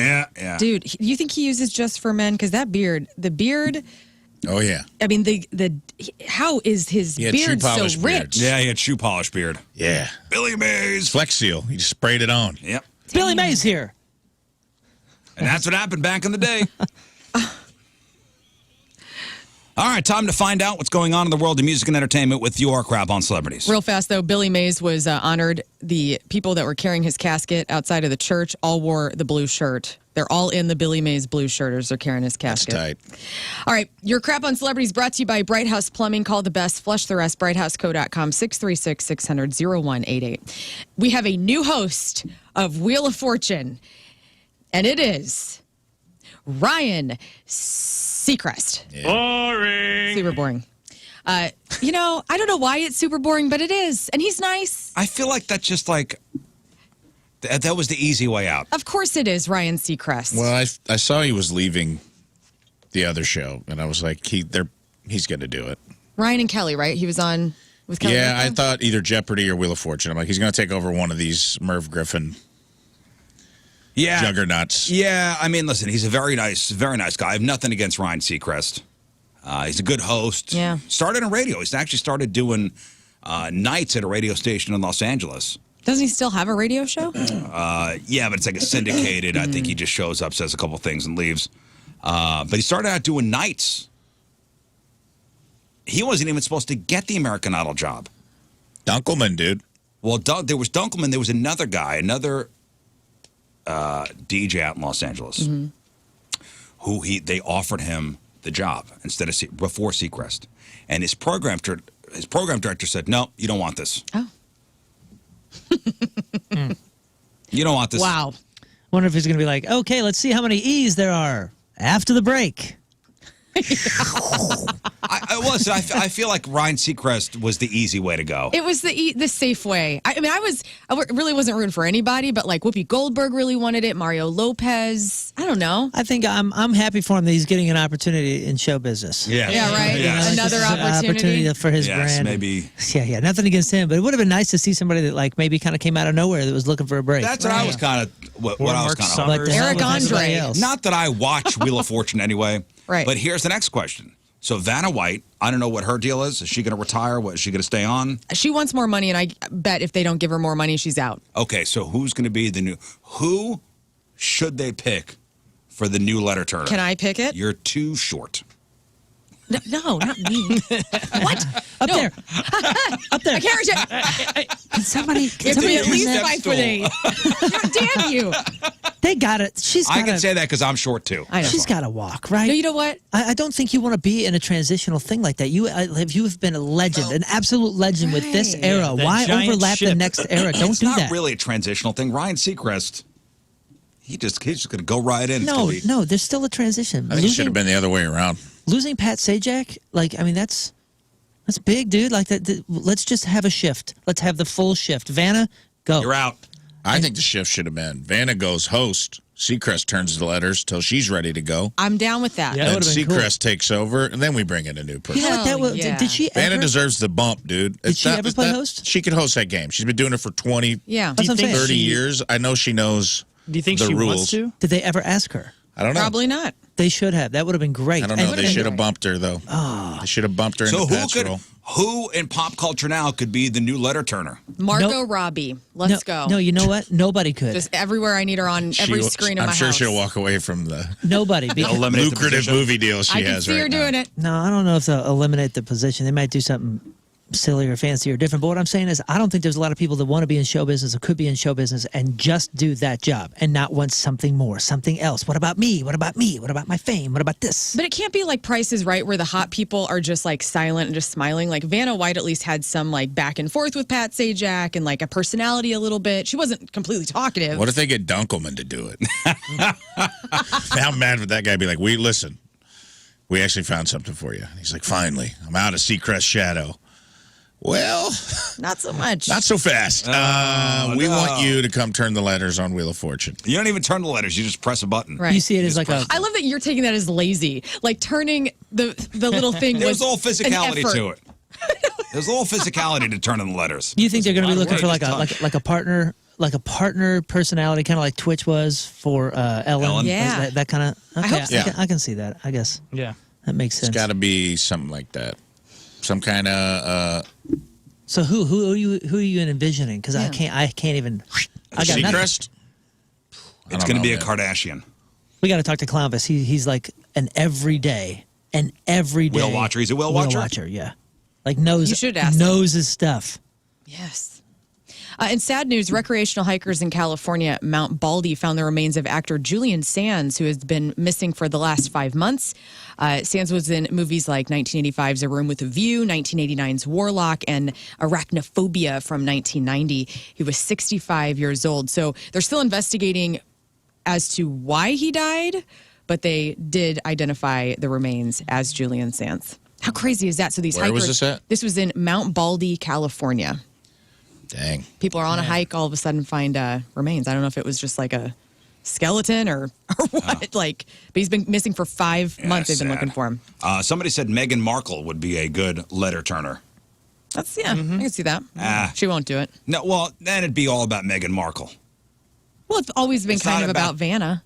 And now it's about the game. No, it's not. I used to watch in the It's about 80s. the game. I would watch. I wanted to see It's what Vanna's dress was going to look What like. is Vanna wearing? Yeah. And then we get to the game. Maybe they'll bring in like an old winner, like Ruben Studdard. Bring Ruben back. Ruben Studdard. Clay Aiken can flip those letters. Some early. Idol winner. What's the other guy? Justin Santorini. What was that kid's name? Yeah, I think that was Santorini. Justin Guarini. That's it. He's. That's season 1. Yeah, but with the hair? he is doing the Mountain Dew commercials. Oh. Really? They'll probably have like a former He's bachelorette. also, not Mountain Dew. It's one of those. He's a little sweet. I didn't know that. What about Sanjay? I can see that. What was his name? Sanjaya? Sanjaya. That's it. It's got to be somebody on the fringes of fame. Yeah. Yeah. Because that's the only person who's going to take that job. So it's got to. That's smart. Maybe a former bachelorette There's contestant. a couple people said Maggie Sajak. I guess that's Pat Sajak's daughter. Well, she wanted her dad's great. job. So now that Seacrest has it, What she's does not she going to look be like? doing that. Seacrest. Here. Seacrest. Wheel. Trying to think what's he going to say? Seacrest out at the end? Seacrest bankrupt. Seacrest out, just drops the mic. She's the perfect. She's gorgeous. This woman. Pat Sajak's daughter? Yeah. Pull her up. Maggie Sajak. Maggie Sajak. Oh, this is who's doing it. No way. You think so? Does she want the Oh, job? yeah, she is a babe. I don't know. Hollywood's not famous for letting Nepo babies just have whatever they want. She's a singer. Sorry. I was watching country a, music She looks singer. talented enough, I think so. Trailer for Five Nights at Freddy's. This is a movie that's going to be coming out October 27th, just in time for Halloween. Josh Hutcherson is a security guard at what looks to be a Chuck E. Cheese's, also known as a Freddy Fazbear's Pizza. My kids are so stoked for this. And it looks really fun. This looks like it's a dad. So Josh Hutcherson plays a dad. He brings his daughter with him to this like overnight security job. Yeah. All of the animatronic crazy looking bears and They're murderous. they're murderous. They come to life. It looks like a lot of fun. It's a cool video game. I know my son used to play it. Oh, it's a video game. Yeah. Yeah. not a gamer, man. My kids love that they got it on their phones and all that stuff. Yeah, this is a movie that's a long time in the making. So. Oh. What is it? Five Nights at Freddy's. Yeah, and it's one of those games too. The game itself is a phenomenon, and then all the offshoots. And there was a lot of what do you call it? Like user content. Like, what do you call it? Like creators were like creating their own versions of the game, so it was like a huge Yes, thing. if you don't know what we're talking about, ask your kids. Elizabeth Banks says her new Flintstone series, it's going to be called Bedrock, is going to be family-ish friendly. She's trying to emulate the tone and style of The Simpsons and South Park. Sweet. Doesn't have a release date yet, but she's voicing the role of Pebbles. I can't wait. Bedrock. That'll be cool. John Goodman believes that Roseanne revival The Connors is coming to an end, telling an interviewer, I think we may be coming to an end on it. I'm not sure. It's lasted longer than I thought it would. It was supposed to be like an 8-episode show, and at one point they just kept picking it back up, but he thinks it's definitely almost coming to an end. Wow. Which, by the way, did you see that interview yesterday with Roseanne where she went off? Yeah. Yeah. What was she? Was this the Apparently one that's with not With Theo Theo Vaughn? Vaughn? Yeah. Yeah, I listened. I didn't hear that part, but I don't know what she said in that. I saw that, but man, she's hilarious. Like she's still Well, freaking funny. I listened to the very beginning of that interview, and she is on it. It man. got awkward, though. The 5 minutes I saw was not meant to be funny. Yeah. It was Oh, not really? funny. Oh, no. She got very political and obviously well, like some are saying Well, she she's was a being politician. sarcastic about it. I don't. That was not the tone. That was not. That was. I'm trying to find I understand the it can audio. be taken out of context, which is why we watched 4 or 5 minutes rather than just 30 seconds, and the tone did not shift. Right. Wow. Theo looked really uncomfortable. That's what I Here took we away go. from it. This is Roseanne with Theo Vaughn yesterday. And that is the truth. And nobody died in the Holocaust either. No. That's the truth. Yeah. It should happen. 6 million Jews should die right now because they cause all the problems in the world, but it never happened. But it never happened. Yeah. Mandated. Well, because you're part Jewish, right? Part of your family's Jewish? I'm all Jewish. You're all Jewish. 100%. So Theo Vaughn says there's much more to the context that Roseanne was saying it sarcastically. I don't know. If you take a little sound, I didn't hear the whole interview. Right. I don't know. That's a Pretty awful. I listen. You didn't hear the whole interview either. I didn't either. No, It's just a but, weird. But we watched a lot more than that. We watched probably 2 or 3 minutes. I and it gotta was like, finish We were the waiting for her to pick up, like- hard left or hard right. And Where's the joke? Yeah, I know Well, that, it may have been before. It may have been before because we only saw the little clip where she just said that.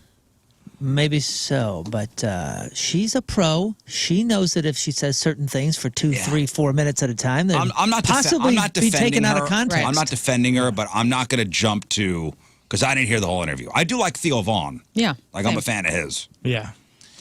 He's but- kind of known for these moments. He had one with Tom Segura, too, that half the country thought it was real, half the people thought it was staged, where he went on Segura's podcast and they played a clip of him, like, flirting with Christina Pazitsky, which is Tom's wife, and them, like, holding hands 7 years ago during a TV interview. And Tom Segura appeared to be upset at seeing it for the first time. And I was like, I don't know. Well, so she starts. First time you ever saw it, you know? She starts the rant off being sarcastic about, election fraud in 2020, which she believes, which she believes in. She said 36 countries can give you 81 million votes. That's a fact. 36 counties. 36 counties can give you 81 million votes. That's a fact. 36 counties have 81 million people on them. See, that's the truth. And don't you dare say anything against it or you'll be off YouTube, Facebook, Twitter. Then she launched into the Holocaust stuff. Apparently, as an example of something else that stupid people believe. Okay. I didn't hear the whole thing, but I'll have to listen to it. But yikes. Yikes. Big yikes. Yeah, and if you're doing the joke, maybe don't throw the "that's a fact" back in But there yikes. every single time. Come on, So man. if you're quoting, the She's a dumb pro. thing. I don't buy it. I don't buy that you're that professional for that many decades and just oopsie make something out of context like that. But type you're of also talking statement. about Roseanne, who loves to do this stuff and stir everybody up and get them angry. That's like one of her gimmicks. Hey, speaking of pros, more than 300 actors, including Meryl, Ben Stiller, Julia Louis-Dreyfus, they've signed a letter addressed to the SAG-AFTRA Leadership and Negotiation Committee. The move urges those in leadership positions to seek the best deal possible in their contract negotiations with Hollywood studios. And this has been going on now for 2 months, this strike. And so they say, we hope that you've heard the message from us. This is an unprecedented inflection point in our industry, and what might be considered a good deal in other years is simply not enough. They also in this letter talk about how AI is a threat to all of their livelihoods that must be addressed right now because of its game changing to the industry. And they say, No, writers and now the actors are going to strike. well, they're threatening. So all these top A-list actors are threatening to to march in the streets as well. Swifties, if you're head to Arrowhead for the Taylor Swift concert, don't come if you don't have a ticket, because you will not be allowed on the premises. A spokesperson for the Chiefs said the standard event policies will be in place for the Taylor Swift concerts coming up on July 7th and 8th. If you do not have a ticket, you're not going to be allowed to party outside the stadium. So I do have a good friend whose daughter does not have a ticket and plan to go to Arrowhead. Do not do that. So they're saying don't do that. Yeah. Go to Kaufman. What a great opportunity, though, for local establishments in Kansas City to host their own kind of party, though. You know what I'm saying? Like, if you don't have a ticket. So Is she going in hopes of finding a ticket? No, she just, like on the off chance maybe she get a ticket, but she just wants to be there and maybe hear some stuff from outside the stadium. Right. Yes, And be around. tailor-gating. Like we remember we had a listener that called in and said they've done this before. He takes their daughters down there and they have a lot of fun, and sometimes they can hear a little bit through the stuff. Yeah. But it's really about the community and the tailor-gating out in the parking lot. But they're saying, hey, don't show up. Well, Please don't come. That's not going to stop anybody. I got a couple of my kids are going, and they have been talking about this for months and months. They got outfits. They've got this. They've got that. They've got the. Do they have tickets? Yeah. They got a heart thing for their face. They got this. I mean, they are stoked I love and it ready. for them. That's so cool. And finally, Mick Mars of Motley Crue, who has been battling a debilitating form of arthritis for a good portion of his life. He was interviewed by Rolling Stone magazine this week. He predicted his own death, believing he's going to die in 8 years. And Mick wants his loved ones to take his body into an airplane and drop it into the center of the Bermuda Triangle. He says, I'm not going to live to be 85 or 90. I just have a feeling. I don't want to either. My brain doesn't want this ugly-ass body that's all effed up to keep going. I wish I could just take the information out of my brain and put it onto a chip and put it into somebody else or a robot. There's still a lot of good stuff happening up here. But as far as his mortality, he's kind of coming to terms with it, and those are his wishes. And that's your crap on celebrities. Okay. Well, Taylor on Instant Feedback says, have you all lost your minds? Holocaust denial isn't stirring people up. It's delusional and dangerous. Nobody said that. We're just talking about Roseanne. Right. And the fact, does she actually believe? Is she an actual Holocaust denier? I don't know. I don't know. I don't know. Again, According to this little snippet, it sounds like she was. But apparently she's being sarcastic. This is a professional on a very popular podcast choosing her words. Right. Anytime you start wading into those waters like that, it's not nothing good could come of it. Nothing good could come of even if you're joking, sarcastic, whatever, trying to make a point. Anytime you wade into those waters, it's not going to be a good outcome either way. Celebrities celebrating a birthday today. Kelly Pickler is 37. Rob Dyrdek Getting out of the pool is 49. Elon Musk is 52. John Cusack is 57. John Elway is 63. Kathy Bates 75, and the friggin' legend, genius, writer, director of everything funny, Mel Brooks. Oh God. How old is Mel Brooks, y'all? 98. I was going to say 97. He's got to be 97, 98 years old. Or is he 99? Ooh, he might be 99. Oh, is he 100? No, he's definitely Congratulations. not 100. No, he's Congratulations, Mel Brooks, for turning 97 healthy years 97. old. What's up? So I cool. I just had him read me his book called It's All About Me. And it's amazing. Is it? Yeah, because he really puts some pizzazz into the reading of it. That's and he's cool. got a fascinating story, and he goes through basically all of his movies and his, how he got into show business. It's great. It is great. If you are a Mel Brooks Good to fan, be king. have him read the book. Yeah, I love that. That's great. Today's porno birthday, which is being brought to you by Patricia's, where fun and fantasy meet, is Cameron D. And today's birthday girl has been in 227 fine films, including Beautiful Sinners. She was in Being a Lesbian Would Be Awesome, Breaking In Miss Jensen, Corrupt Schoolgirl 6, Don't Tell My Husband 3, I Have a Wife 45, Innocent Until Proven Filthy 11, Sisters from Another Mister, and Who Can Forget a Role? In 2014's Take This Slut for a Spin. Oh. Okay. Cameron D is 37 years old. That's porno birthday. Those are your crappy birthdays, and that was your crap on celebrities. All right, we will take a quick break. We'll come back with some food news and some of your emails. It is 7:55. It is Wednesday. Another look at your traffic and weather. Moon coming at you. Traffic brought to you by Worldwide Technology Raceway. There's still a lot of racing left in 2023 at WWT Raceway. IndyCar returns August 26th and 27th. Get your tickets now. Lane blocked due to a crash 270 northbound at 70. We also have a lane blocked due to debris on the road 70 westbound at Hanley.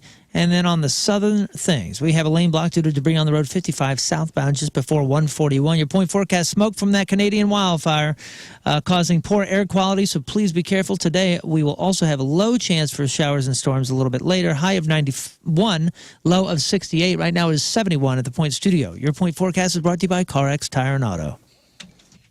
Got a new term to tell you about because we have to have terms for everything now. Yeah. Menu anxiety. What is menu anxiety? Ooh, where you get to the restaurant and you look at the menu and you can't figure out what you want to eat, and you go with something that you regret what you actually ordered. It's when panic sets in. Yes. It's when panic sets in and everybody's ready to order except for you. And then you just settle. Yeah. Do you look at menus days ahead of time? No. I do. Days? Days. I don't even know where I'm going to eat days ahead of time. Well, let's say you have reservations for a nice place. Oh, I'll look then, maybe. I don't know. I like to be surprised. Me too. I like to be spontaneous. You'll always at every get moment I'm surprised by the allowed. specials. No, dude. I got to know. Because you get talking. You know what I'm saying? Like, we went to press on Monday with a couple of friends and never been there before. It's on South Jefferson. And I was looking at the menu and I knew exactly what was going to happen. Oh, you're ready to roll. Way. No way. And then we were spontaneous with the app, but with the meal, I don't know. I like to get there. I think it's part of the whole going out thing. Yeah. Takes forever Get to the order. menu. Yeah, but that's fine. I want to enjoy myself. I hate when we have to be somewhere and we got to order something quickly. In fact, we were at my daughter had cheerleading at like 7 o'clock. We got to Cyberg's. We went to Cyberg's in the Valley for a quick meal. Yeah. And it drives me crazy when my wife goes, "We have something at a certain time. Can you make this quick?" I go, "They're not speeding. There's 1,000 people here." Oh, You said think that to the staff? Yeah. Well, I told her don't say that. She's had a history of saying that. I go, "You got to not say that. Yeah. You got to not say that." Because I can tell you what the servers are saying back in the serving station. Oh, yeah, lady. Yeah. Let us drop everything we've got going on. Sorry that you didn't plan to come in. Right. Yeah. And you've got something in 20 minutes. Yeah. They don't care. They're This place roasting you. is packed. You think because the girl has cheerleading in 45 minutes, because you said that, we get to skip the line? Yeah. It doesn't work that way. No, I wish it did, but it doesn't. We went to a place last night. Same situation. Packed, and you know how like everybody's talking. Even the news has been talking about how the service has been slower because they're needing more employees. Yeah, they're short-staffed. In the industry. It's a place we had never been to before. I thought about looking at the menu and I was like, no, I'm not going to do that. We're hanging out with our buddies from Finn's, so we went to a new place, new restaurant, kind of upscale, like in an area that's nice. One of them places next to Frontenac, Yeah. And so I expected the menu to kind of be up there. Did you go to Bricktop? Yes, that's what it was. Yeah. Yeah, and Must be nice. And we were hanging out. Like I love seeing these guys. We're talking, and she came back. I mean, this was like 10 minutes later. Came back for the order, and I still hadn't even looked at the thing. But I like the spontaneity of going, oh, you know what? I'll take that. That's fine. Whatever. Oh, would you like to add anything? Yeah, sure. Yeah, whatever. Just go for it. Menu anxiety is apparently afflicting a lot of people. Oh man, no, spontaneity is where it's at. 30% of us get menu anxiety, especially, of course, younger Americans, because they can't handle anything. Oh, come on. And you have to Come on, Boomer. Yeah, You have to make a decision. It's really tough. Get him, Rizz. You know what it is? Hang on, let me call my therapist. Oh, no. These damn Someone's cooking me QR code food. menus. I can't. I just can't right now. I got to call my therapist. Maybe they'll help me. I will say, Stop it. the problem to the spontaneous ordering. This happened last night. I ordered something, and then everybody's meal that came out, I went, "Damn, that looks good." Right. Wow, that looks good. What Yeah, man. what is that called? What is that? Looks good. Let me try some Oh, of don't that. ask me to try anything because you should have ordered it then. You Yeah. are so salty at the dinner table. No, my best friend and I, like when we plan dinners to go out, we get excited. We're like, we're going back and forth because she's like me. We're both like, oh, this is what I'm going to get. Oh, you're going to get that. Okay, I'll get this. And then we can try each other's so we can have the double experience. Well, the top tactic for dealing with menu anxiety is something we've all probably done is you tell the server, come back to me. I'll be last. But then when everybody's saying that, who's first? Well, that's Tina's move. her self-diagnosed untreated ADHD takes over, and she'll be like, I'll go last. I'm like, you don't know what you want, tell her to come back. No, I'll go last. And then it takes everyone 30 seconds to order. Yeah. And then so now the server has written down all of our orders, and she goes, I actually don't know what I want. Can you come back? And I'm like, that drives me crazy. Well, it's especially if you're at just tell her to go. If you're at a table with, like, you know, let's say you with 6 people. Everybody's ready to go except for you, and you take it upon yourself to tell the waiter, "Now come back in 5 minutes." No, Brutal. we're ready now. We are. Yeah. 5 of us are ready. 1 is not. What happens is you Because say of menu anxiety. you say, "Oh, come back to me. You know, I'll go last." And then what happens is you listen to what everybody else orders, and then you still aren't ready because you're too preoccupied with what you. And then what is this? This is weird to me. What is with us when we go out to dinner and we can't get the exact same thing? You do that with your wife? Like if she's like, "I'm in this." I used to be that way. I've changed. Okay, good. Great. Because this happens with Tim and I. We will go out to dinner, and he and I love an Impossible Burger, all right? And if there's an Impossible Burger on the menu, one of us, chances are, is going to order it. And then I'll say, I'll go last, you order, babe. He'll order the Impossible, and then I'll go, you know what, that sounds good. Burger. I'm Screw you, hippie. They're good, man. Hey, welcome. You order it, and then he goes, oh, you ordered the same thing? I go, yeah. It used to bother me for no reason. What's wrong with you guys? It used to bother me for no reason. It's irrational. Yeah. I've learned to let that go. It's not like the server is judging that you both order the same thing. I feel like there's this weird shame involved that that is not a thing. We're making this up in our heads because we're all crazy. I think there's like it seems like it's only with couples. Yeah. Because if your friend orders the same thing as you, you're just like, yeah. Best friends. Prime ribs off the chain, brother. Told you. Right. I think it's because deep down, we all fear we're becoming the same person. When we're in a relationship and you start to dress the same, you start to order the same, and you see your grandparents like kind of, you know what I'm talking about. You see some older couples where you're like, you're melding into one person. Right. I got no problem with that. I'm okay with it now. I'm all right. I welcome it. I'm all right. But so what are we stressing about when we can't decide? Most common, it's taste. What's going to taste best? But the top 3 things that we're thinking about when we order, and we got this menu anxiety. The taste, the price, and how long it'll take to make it. How messy it is also, made the top 5. Is this going to be messy? Right. In front of people. And if you're in the younger demographic, you might also be worrying about the environment. Screw you, hippie. Oh, come on. You better be glad these people are worried, because you people that aren't, the planet's going to exist because of the people that are trying to keep it here.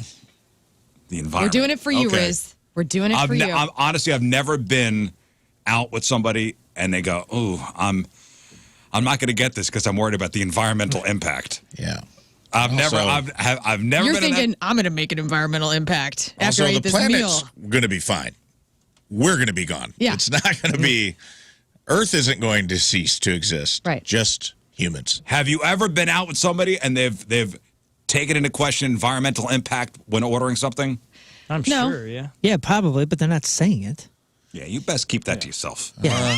First of all, I'm sure you have, but they know you, and they're not going to say that in front of you. Environmental impact, huh? I'm trying to think what would be. Well, an Impossible like- Burger. or I mean, tuna or I don't eat something. beef. I haven't eaten beef since 2012. And I used to love a burger. Used to love a steak. Stopped eating cows and pigs.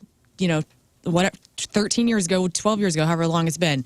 And I did that because of some things I saw on Food Inc. And then also I started thinking about the animals. And then I was like, also, this meat is just not good for my body. I'll take all the veal. Oh, you can have all the veal. Yeah. Again, we cancel each other out, so it's fine. But I also don't care. Like, you can eat meat. I don't care. But for me, yeah, this environment, I'm keeping this environment good. Okay. Pardon me, was this meat raised in horrible living conditions? I'll have That's all that. I'm interested in. take a I'll have double. that. Right. Make it a double. Ladies and gentlemen, the New York Times has declared the buffet is back. Woo!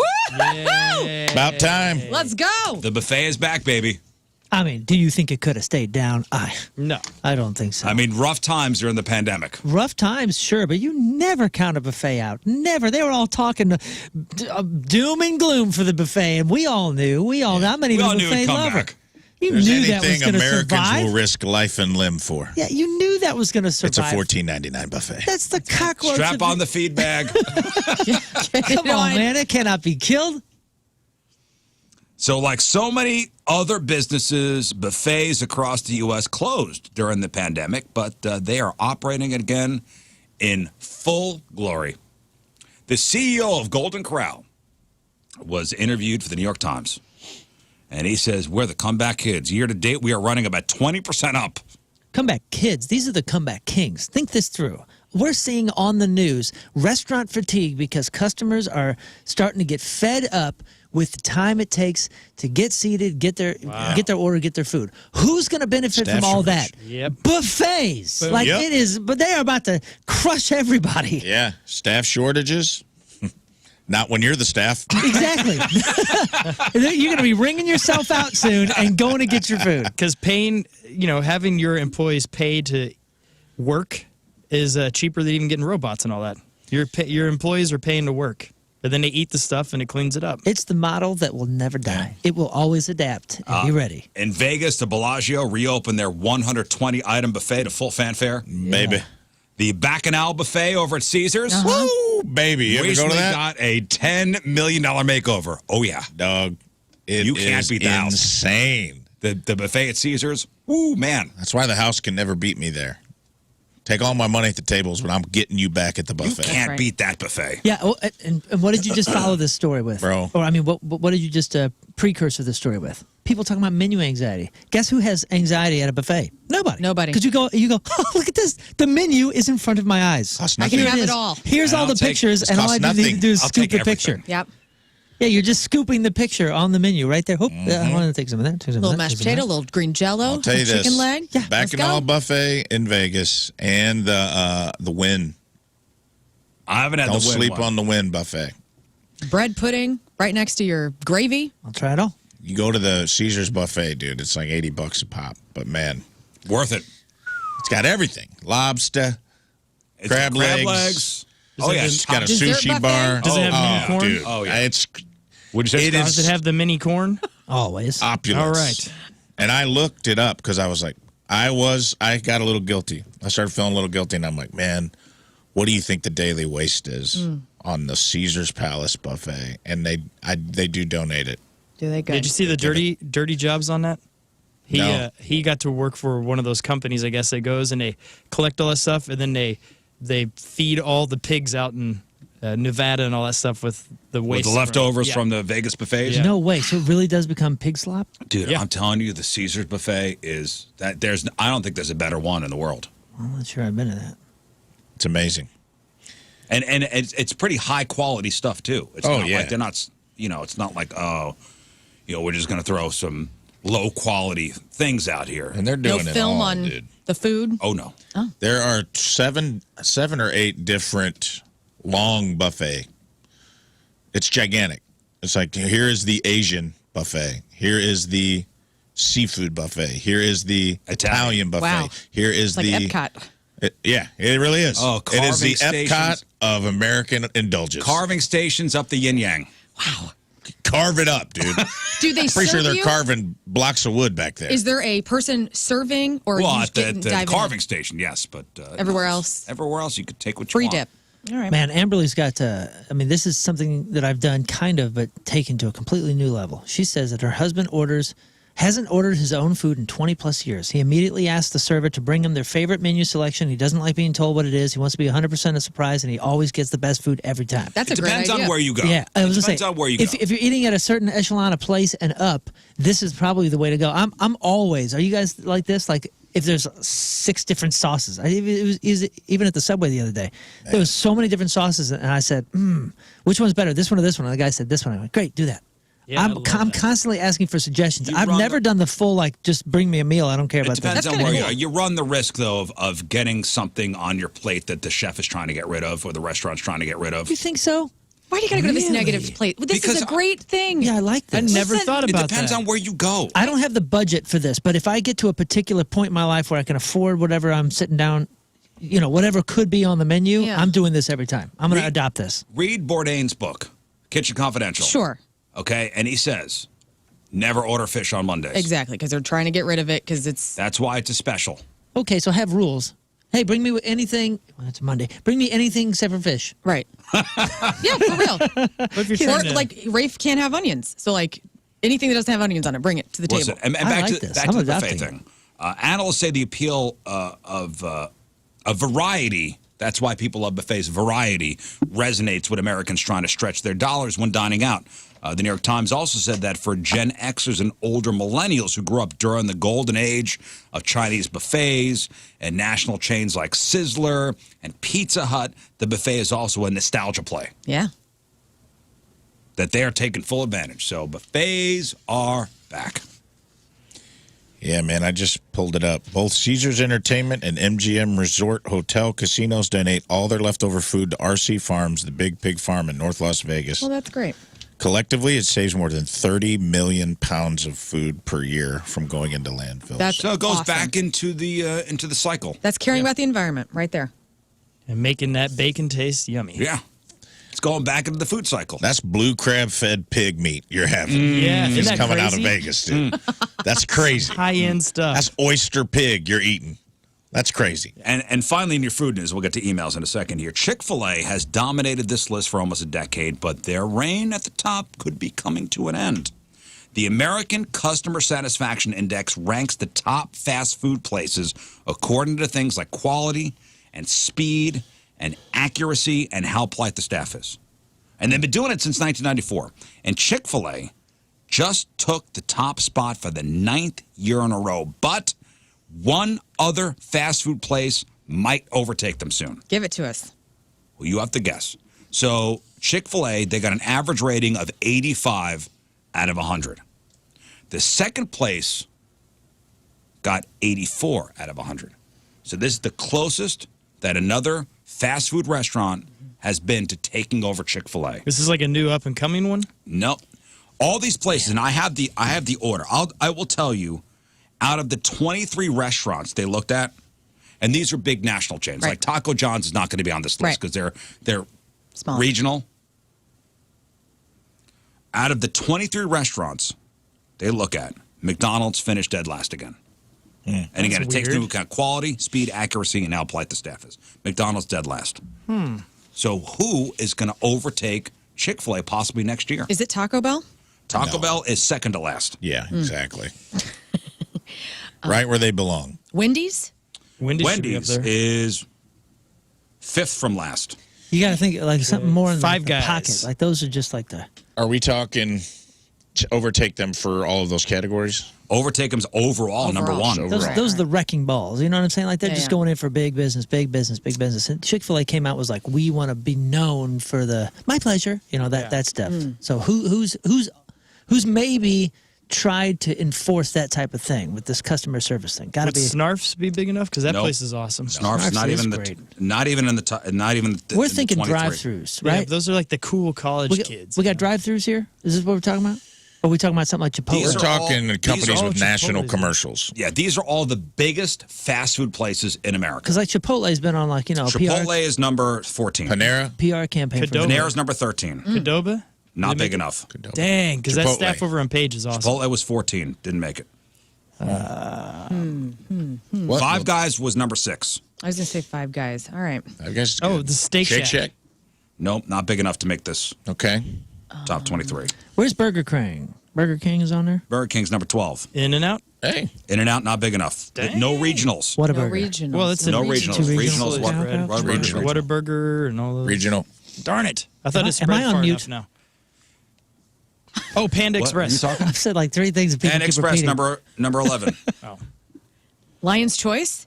Regional. Nice. Stop naming regional restaurants. You're These on are mute. big national chains. White Castle. Chick-fil-A is number 1. Possibly next year, this place could overtake them. Subway. Subway is number 16. Good. Man, So I'm gonna be who bummed are if we it's Throw missing? pizza places into it, too. Oh, yeah. Domino's. Domino's, number 5. Red Robin. Little Caesars. Red Robin, nope. Little Caesars. That's not considered fast food. Papa Freddy's. John's. Freddy's is on the up. Freddy's, not Papa big. John's? Yeah, Freddy should be Papa on- John's, number on. 4. Okay. Domino's. Domino's, number 5. Culver. Culver's not big enough. Regional. Jimmy John's. Regional? Jimmy John's is the answer. What? Really? And you know what? I agree with Started it. thinking about it, and you I'm like, serious? who does one thing really well? Jimmy John's is possibly could take over the top spot for America's favorite fast food restaurant I next feel year. I feel like they don't care about me because of the bread. I Are agree. you get out of I here? am Turkey not. Tom. The bread is the most like the who bread is did their this? weak point. Yes, the bread is the weak point. The No bread is way. their weakness. 100%. Plus, they have no other These guys options. are Cool. I'm not a fan of this Great. bread. What's the next option? Oh no, just go. You've ever gotten a beach club on wheat at that place? But the wheat's not a sub. It's a sandwich. It's right? a sandwich. It's a thick wheat. Okay, but I'm in a sub place for a sub. Give me sub. Give me a sub. I option. crave the bread. I crave a turkey It's Tom. too. Baked bread. It's not I right. think that- Hunter Club. It's not bad. But I will It's say just this. not great. I'm not kicking it out of bed. No. I will eat it. I hadn't- Someone I will eat handed it. me one. I hadn't had it in a while, and before Point Fest, after we left Hot Shots, I ran by because there's one right there, and that was one of the best tasting sandwiches I had in ages. Well, it was so good. I just feel like it's too. The bread overtakes. I don't agree. Overtakes the Too sandwich. I wet. feel like it was made like It's not too wet. I feel Too like dry. It's too dry. No, see, I imagine every time I have it, I'm like, oh, this is good for like a Target food court. I mean, Are you like, se- I- dude, it's it's summer food, it's sandwich food court is a bread. It's turkey food top court bread. from the It's Jimmy good. John's. It's good, but it's food court I'll bread. tell you what. Who's making a run is KFC's number 3. KFC. Wow. I can see that. Mashed potatoes on I the can go. see that. Sign me I up. mean, it's getting expensive to feed a family also. And KFC still rocking the bucket. I'll tell you what, though, don't sleep on Lee's, dude. Oh, Never Lee's had is Lee's. good. Lee's is good. I like me some Lee's, dude. I'm convinced that Okay. there's a drug in Jimmy John's bread because when people love it, they love it. And I'm just not. I'm not susceptible to the drug. There's something where like I have the chromosome that mutes the particular Jimmy John's drug, because my wife is the biggest Jimmy John's fanatic, loves it, thinks it's something special. It is and special. I can't see it. They started doing their own chips. They got their own cookies now. They got the crushed ice. You get a turkey Tom on the regular bread with the salt and vinegar and Travis chips. brings up a good point on the instant feedback. Jimmy John's bread is like glossy. You know Yeah, what? yeah. People It's can go food and court bread. sit on your Auntie Jimmy John's island with your weird fancy bread that doesn't exist. It's an unoiled Fazoli's bread roll, or bread stick that's just expanded into this food court bread. And here, it's got a drug I in am it, and just you're so upset with susceptible you right now. It's I'm so sorry. good. I'm sorry. Gluten. I wish I could get it. We're hooked on the gluten, man. I wish I could get it, but I've had Penn Station, and Penn Station's just 50 Penn times Station's better. not a good brand. Station but that's a is toasted it. sub. That's You your don't need to- argument? you don't need to That take was your argument against Jimmy That John's? I've had a sub before. Was to drag Penn Station that I'm just high? saying. No, I'm not saying it's the quality greatest. place I into never this? said it was the I'm greatest. saying in comparison, like if you're comparing breads. That's fine. Yeah, Penn I mean, Station. Subway's got a lot of good bread, but everything else is terrible. Well, sometimes that's Good better. yoga mats, yeah. I will say this. We're not replacing one problematic owner with a non-problematic owner by having Jimmy John's take over the Chick-fil-A. That guy is a douche.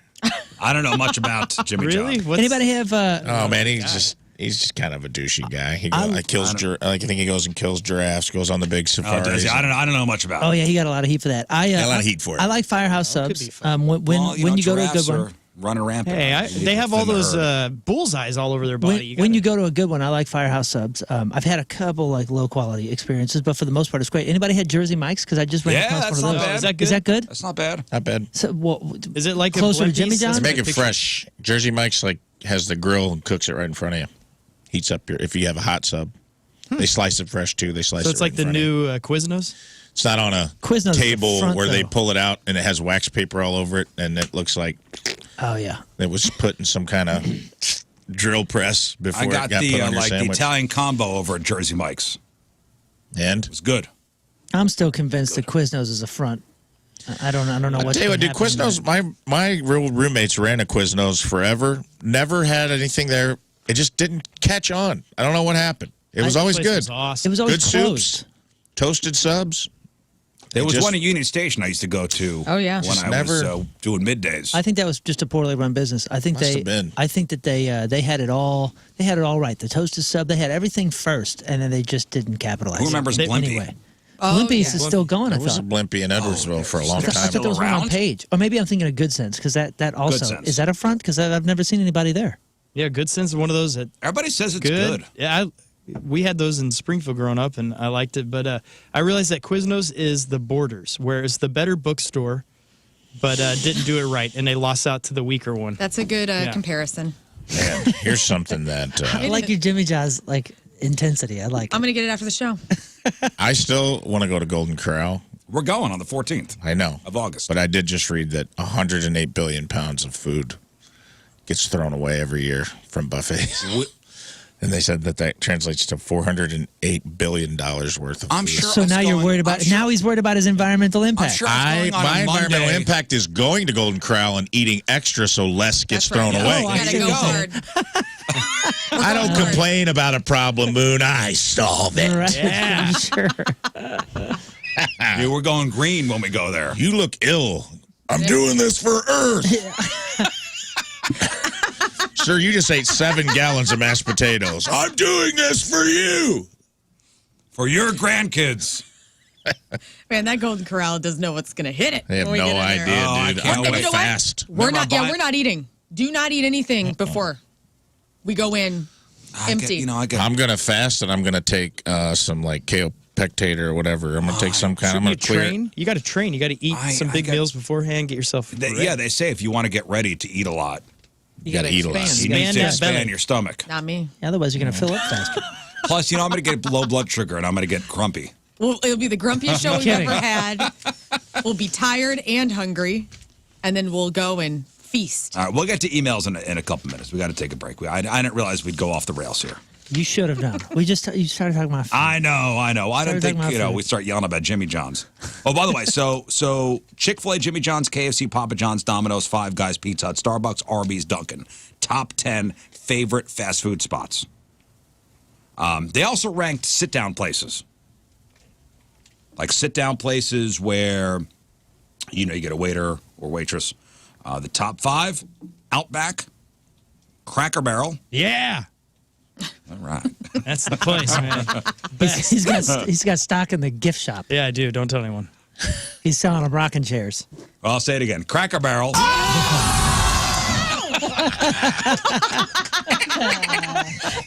Longhorn Steakhouse, Texas Roadhouse, and Olive Garden.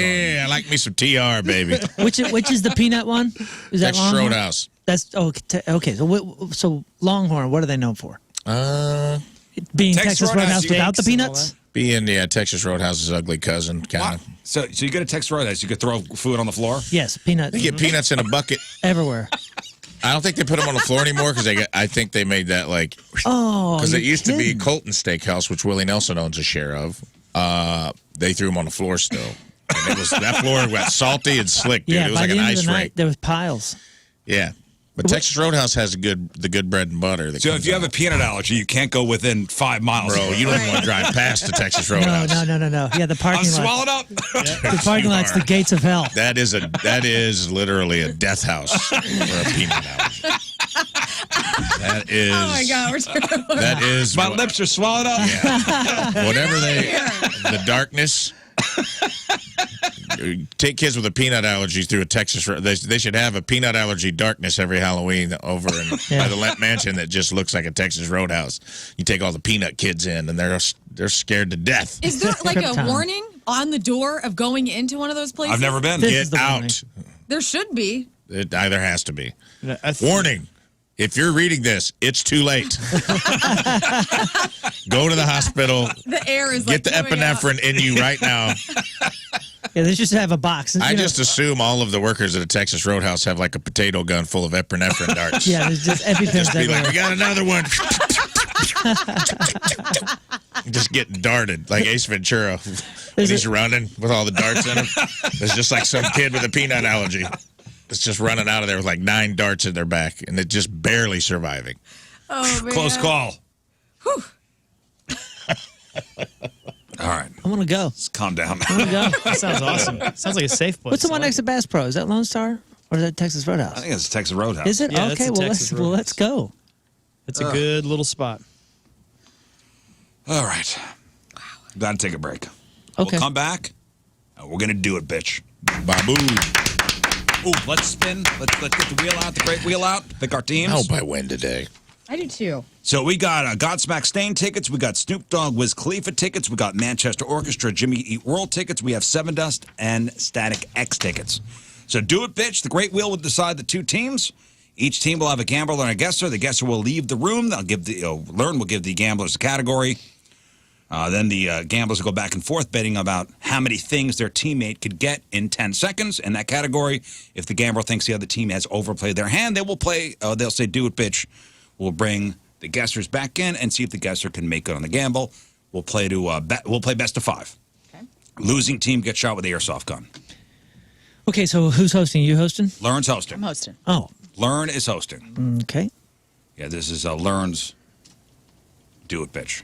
Just like yesterday. So Moon is going to spin the great wheel, and here we go. And, okay. King Scott. King Scott is the first.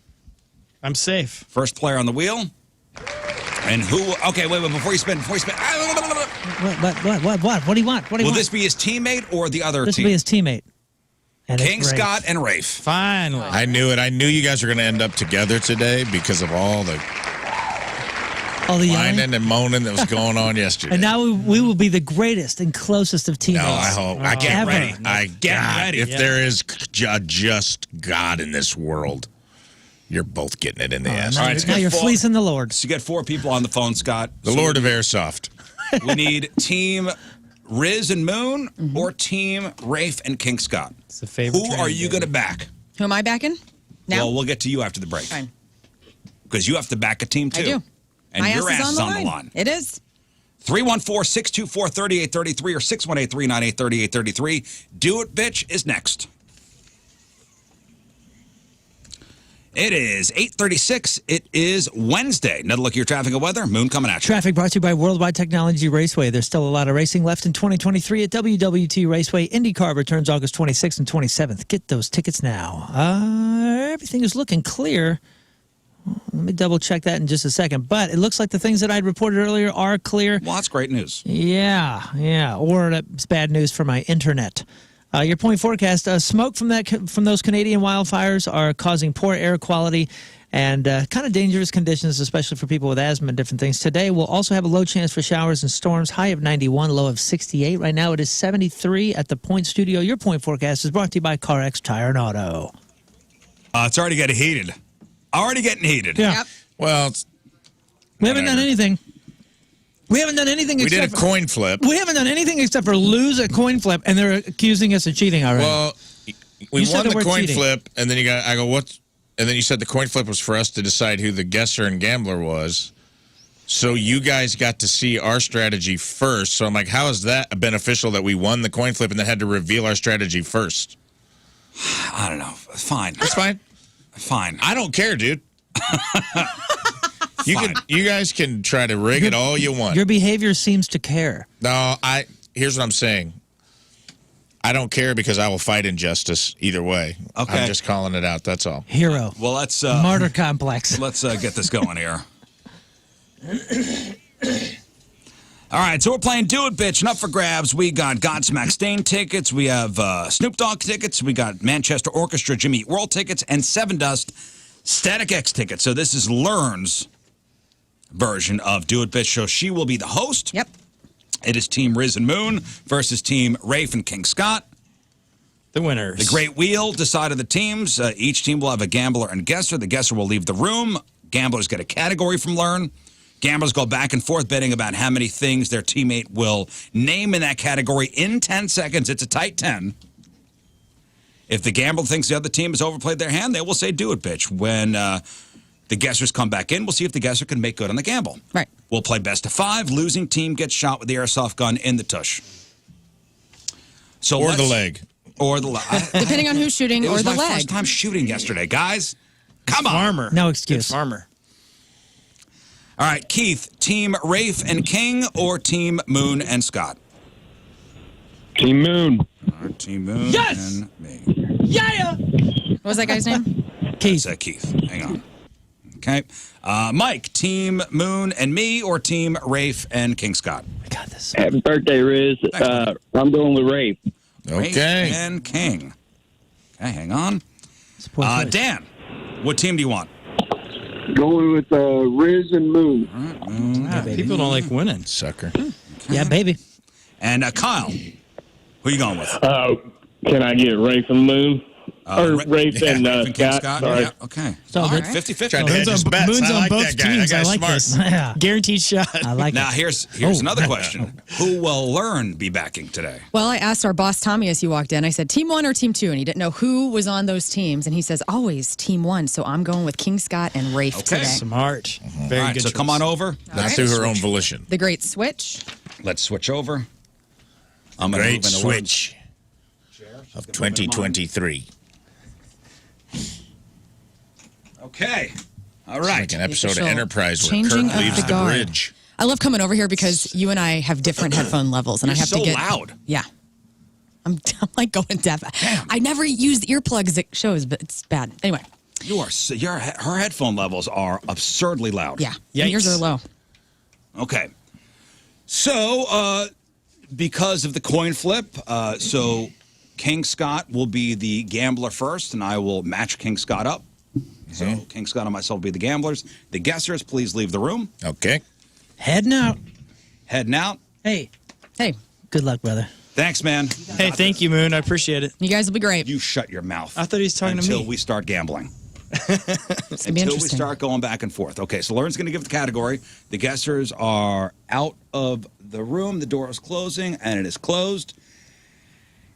And what is the category? All right, the first category is, and hey, everybody in here uses the bathroom, so we should all be very well adjusted to types of brands of toilet paper. So brands of TP. How many do you think Moon will be able to guess? 3. 3 brands, all right. 3 brands of toilet paper. King Scott, do you think that's pretty good, or how many do you think Rafe will be able to guess in 10 seconds? Rafe can get 4. Oh, he can get 4. He loves the toilet. 4 in 10 seconds, all right. Rizz? I say Moon can get 5. Moon can get 5. 5 brands, think about it. You know, a lot of people lock I would into the say brand. do it, bitch. Oh, Do it, bitch. All right, damn, here we go. So 5 and 10, right? Oh, I was hoping you'd take 5 that and big. 10? Damn it.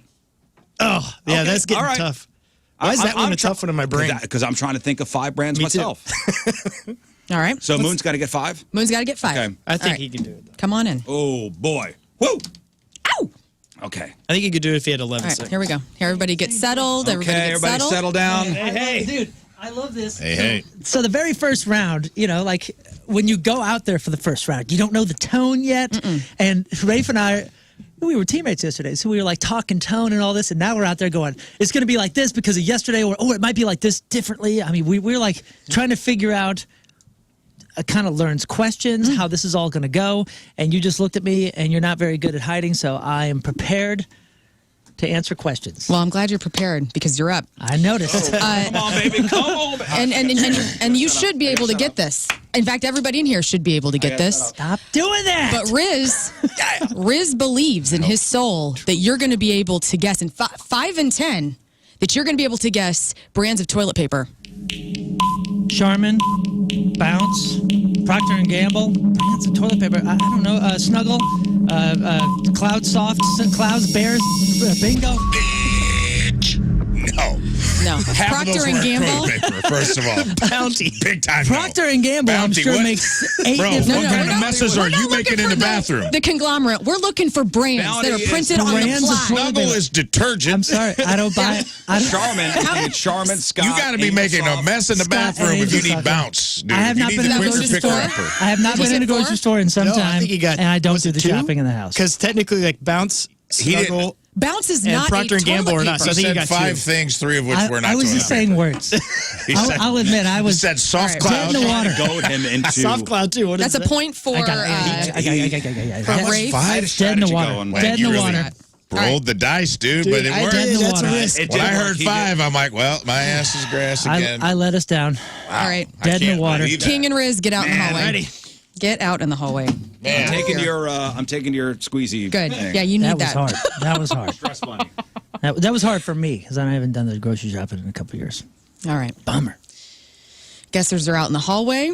Bummer. Man, when I heard 5, I thought that was game over for us. No, I knew it was something hard. And we all should know. We should. I mean, but we all get stuck in our brands of toilet paper, right? What do you mean we should know? I should know five We brands should, but of we toilet get stuck paper? in our like we're at Charmin House. We always show you only know like one.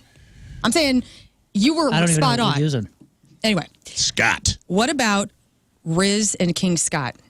Classic rock male lead singers. Classic rock specific male lead singers. How many? And we're going to start How with broad a genre on classic rock? what's that? Just anything that would be on KC. Yeah, anything that's on Keishi. I mean, Rizz is good. Like Elvis doesn't count. Elvis is not considered classic rock in my brain. I'm Whose talking. turn to bid is it? Who bid first? I went Rizz, so let's start with you.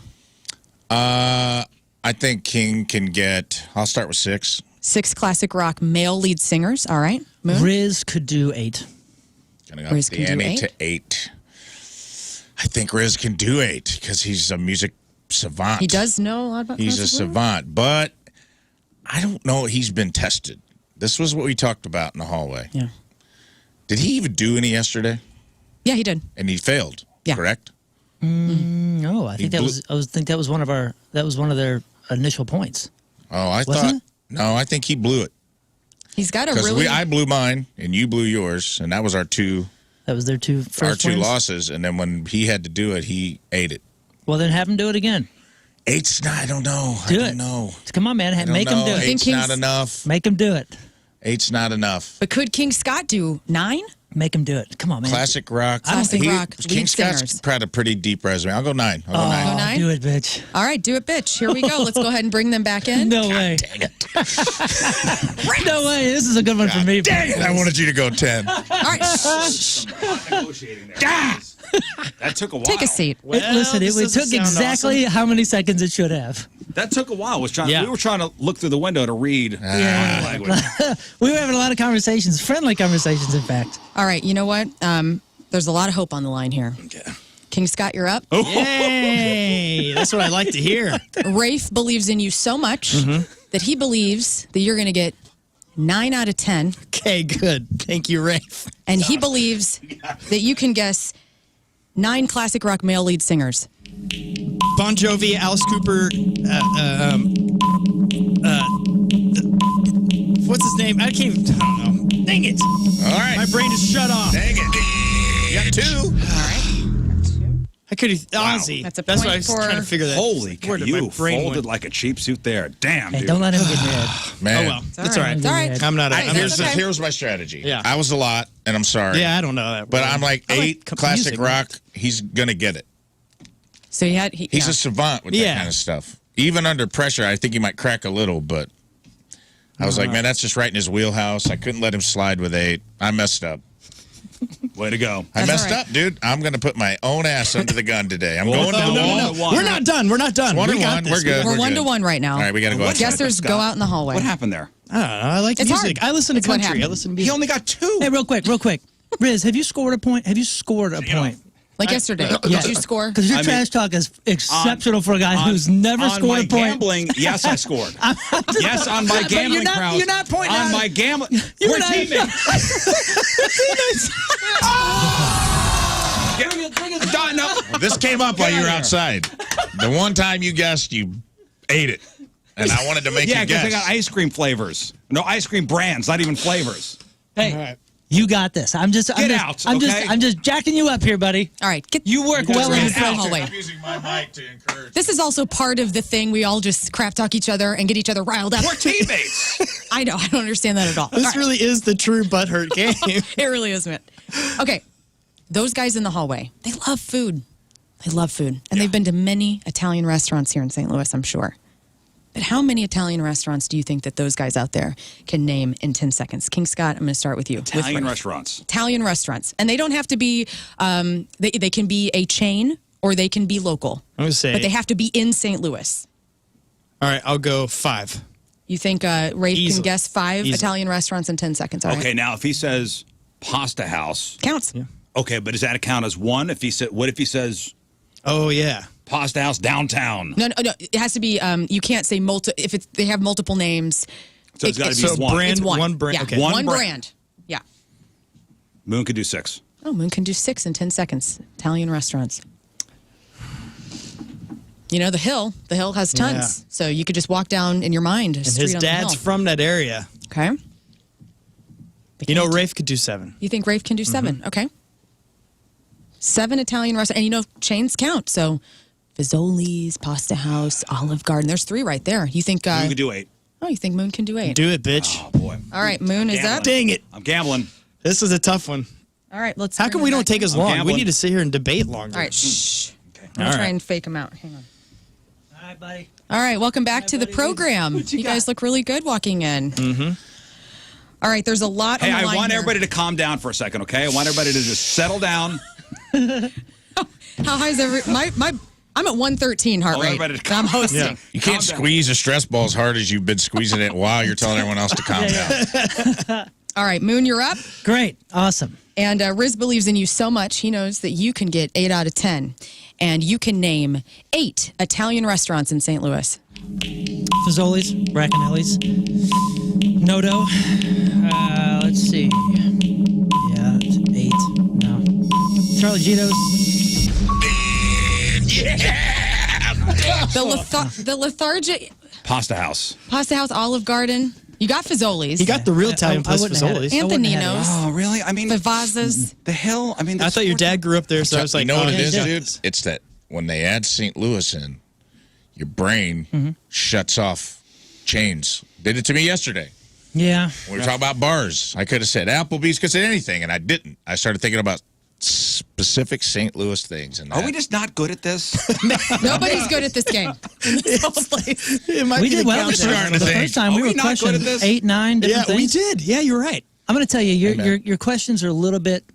There's a smaller pocket. It's a smaller pocket, which is fine. I don't think that's I'm not blaming you. You for what don't? it's worth. I never said. I'm not blaming. I'm saying that I think it is more difficult. Can I say the thoughtfulness I put into finding these questions are like I go through my mind, and obviously I'm not being timed, but I do go through and make sure there's plenty of options. I'm not saying they're not great questions. I'm saying that we got into a pattern of betting high. We're 11s and 12s, Yeah. Right. and no one has scored a point On in boys' like 2 names. days. right. All right. Okay. Our ass on the line now, so Yeah, yeah. This is good. I This is get what it. we this wanted. is this is it. King Scott, Rafe, This is what 2 we points. want. This is it. Yeah, What yeah. we want. Rizz and Yes. Moon, When I gambled, 1 we got point. a point.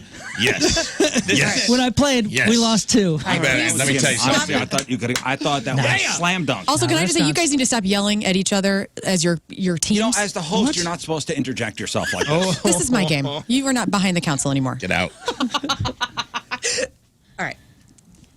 Forgot your squeeze ball. He forgot it because I need it. Better start may I? squeezing it. May I? Yes, please. It's a squeeze pig. How Now, cute. this, the 2 men in the hallway they live in Missouri, and they probably live in a county, I would hope. Who gets first bid on this? Let's see. It goes to Moon, actually. Okay. I think Moon, yeah, because King Scott did last. Okay. So how many counties in Missouri do you think Rizz will be able to recall? Counties Gosh, in that's so Missouri. Oh man, he's got. He's got 7. You think so? Oh, wow. Okay. Do it, bitch. Sweet. All right. Sweet. We're coming back. It's 2-2, baby. Nah, this is it. 2-2. This is a. Counties. Yep. Shh. Nah. Oh, That was quick for you fellas. Nah. That was quick Nah. for you guys. I think you got this. Nah. Oh, no. Sorry. Gave it away. Sorry. That's cheating. Where's No, that? it's- Give no, me it's that not. airsoft Just gun. tell him. I'm going to Tell him. start charging it up. Asterisk. That's an asterisk. As you know, Rizz, Moon has a lot of faith in Oh, you. In boy. fact, Yeah. he believes that you are going to be able to guess 7 of these items in 10 seconds. Okay, 7. Can you name me 7 Missouri counties? Jefferson, Franklin, Washington, Ironton, St. Louis, St. Louis City, Warrenton. Is that a county? Let me look it up. Warren. St. Louis City's not a Warren- county. St. Warrenton Louis is a County. city, and there's St. Louis Warren City. County. Warren County. Warren County, Nah. St. Louis City. St. Louis City counts. That was good, It does. though. I did That's not its St. Louis own? City counts. St. Louis City and county are 2. I counted it as 2, so that is legit. But it's not. It's not. But It's not one of Warrenton you. is a it's city? not part of a county. Though. Warrenton is a city. But in my head, they're I meant to say divided. Warren County. Yeah, that's Warren County. Warren- You said Warrenton is a Warrenton. city. You got 6. Let's see if I Warrenton. am giving you the St. Louis City and the St. Let's Louis see if there's County. a Warrenton Wow. Well, County. 6, 8, 7. Because that's not a. I was supposed to get 7. 6, 8, You were. baby. Yeah, we lost. I'm sorry. Wait. Is there images of Warrenton County? Warrenton? Does it exist? I'm looking. I'm looking. I know there's Warren County. I screwed that one up. Damn it. Is this Warrenton County? Is Ironton a county? Yeah. Right? No, it's Iron County. Oh. You're done. You didn't get it. You're done. Stop looking. You're Darn done. it. You were so close, though. Wow, that was really close, guys. That was a good. That was a really good game. Good game. I thought you were going to say. I thought you were going to say like Jefferson, Look Ozark. at the I thought you'd two. just start like throwing around it because of the Look farming. at him, dude. Congratulations You're back to on the King board, my Scott man. and Rafe You did great. You did great. for winning. Couldn't wanted to put give your you a shot. differences aside and work as a team. I wanted to give you a shot. Let this be a lesson to you. Moon and Rizz, still I'm have so faith sorry. in him. I still have faith Thank in him you. with that one. Hey, I'm just glad it's for one day I'm not getting shot in the ass, man. It's first day. It is Rafe's first And time you winning. too. And me. I picked. Wow. Thank you, Tommy Mattern, You did for good. picking Team Moore. Damn it. All right, well, Well, okay. Fine. okay, let's go. Butthurt. All right, let's go. Yeah, it's going to hurt. Who's shooting? Butt hurt. I can do it. I'm a good aim. I won't All right. hit legs. Hang on. I trust you. Yeah. I've never done it, so you probably don't want me doing it. Go I ahead. had a BB gun at 4. Although All I right. would take a little joy in Just it. do it. Hang on. We already cocked it. Now it's got like 4 It bullets fell in out there. the front. You cocked it so hard it blew it out. You're too stressed out, man. You jammed it so hard. Here we go. Oh, boy. Okay. Is he standing the requisite? Toe behind the line. He's on the requisite line. Oh, gosh. I've never seen it from this angle. Woo! All right, we'll Woo! Oh! Hell you didn't yeah. cut it down. You didn't even cut it down. Right in the meat, dude. Where's the countdown? No, hey, sorry, dude. Firing squad's firing squad. No countdown. You are supposed to have a countdown, you amateur. No countdown, dude. And I want you to know I went through 2 wires and around his knife, Where and I was still the got his butt. countdown? Hey, he You guys went. didn't hear Was that? I supposed to do I the wasn't on a countdown? microphone. Dude, King Scott is like a sniper, Oh. Dude. He just shot over 2 cords that were still connected to your headphones And a knife. a knife on Moon's belt and got him directly on the butt meat. You guys are welcome. Yeah, that's For what it's worth, he did count it down his head. Yeah. That's a spicy spot right there, dude. It is hot. Did you do the other leg from It is yesterday? hot. Well, no, so he hit me in the left leg yesterday, and now this is just full meat cheek right there, right? Yeah. Just Oh cheek my So the cheek. right Both. spot. The right All spot. right, way to go, guys. All right, let's. It's numb. Are It's you numb. hurt enough? Can you do traffic? Yes. Did you say what? Let's take a break. Damn. Holy What a cow! compelling video of you guys videoing each other's phones. That Wow. was good. Lots of hurt butts in the Rizz studio, and here's Moon with your Not mine. traffic. Gosh darn it! Traffic brought to you by Worldwide Technology Raceway. Still a lot of racing left in 2023 at WWG Raceway. IndyCar returns August 26th and 27th. Get your tickets now.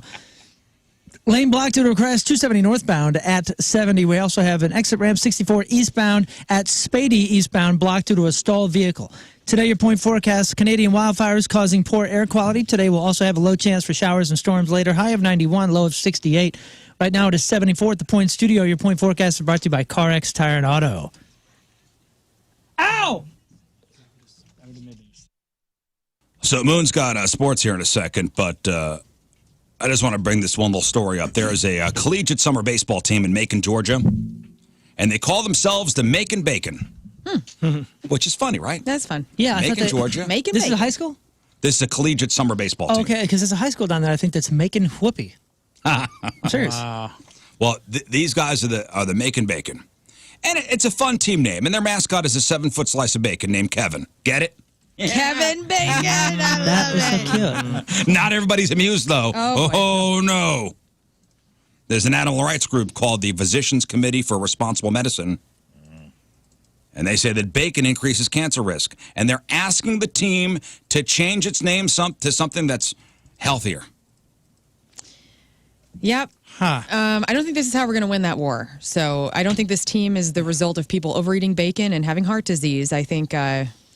What? So That's a weird- Listen, they are not going to be successful. The president of the Macon Bacon said, "quote Get the f*** out of here.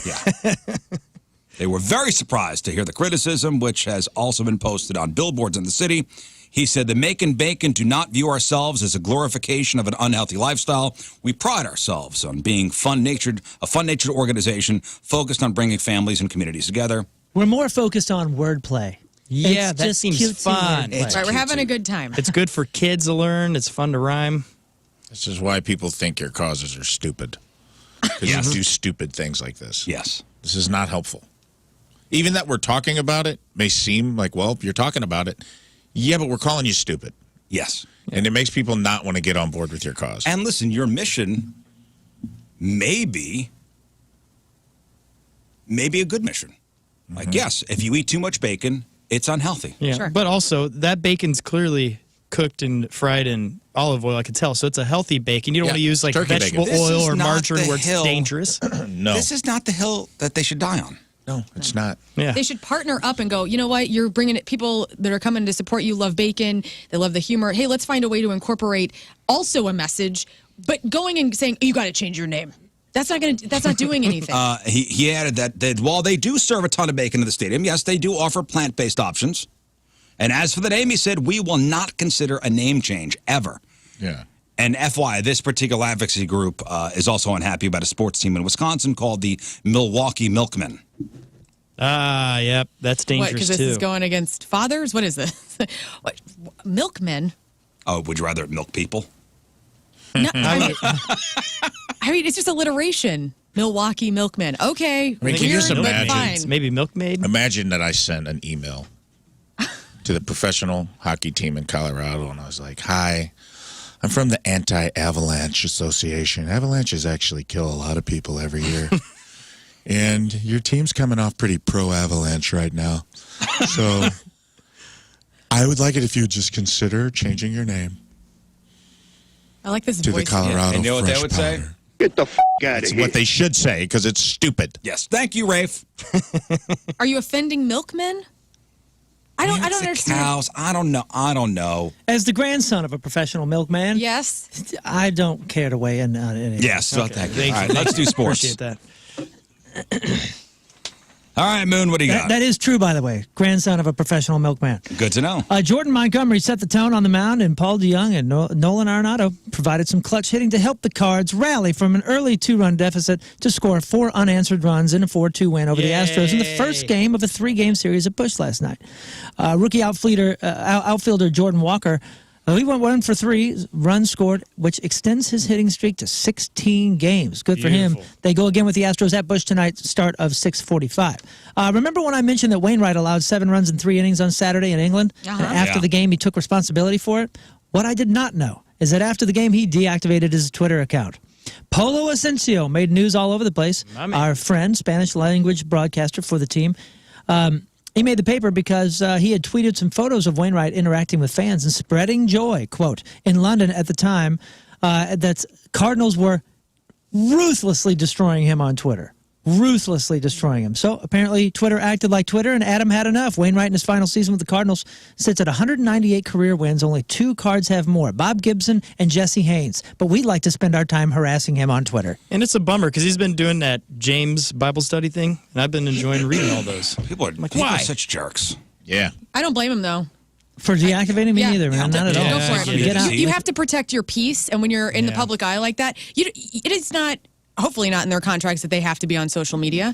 And if he's going, I'm out, good. Yeah, Take a breather. we all insist as consumers to like have access, and we've gained more and more access with the people we're fans of. Yeah. Until you ruin it, and then it's going to swing the other way. Yep.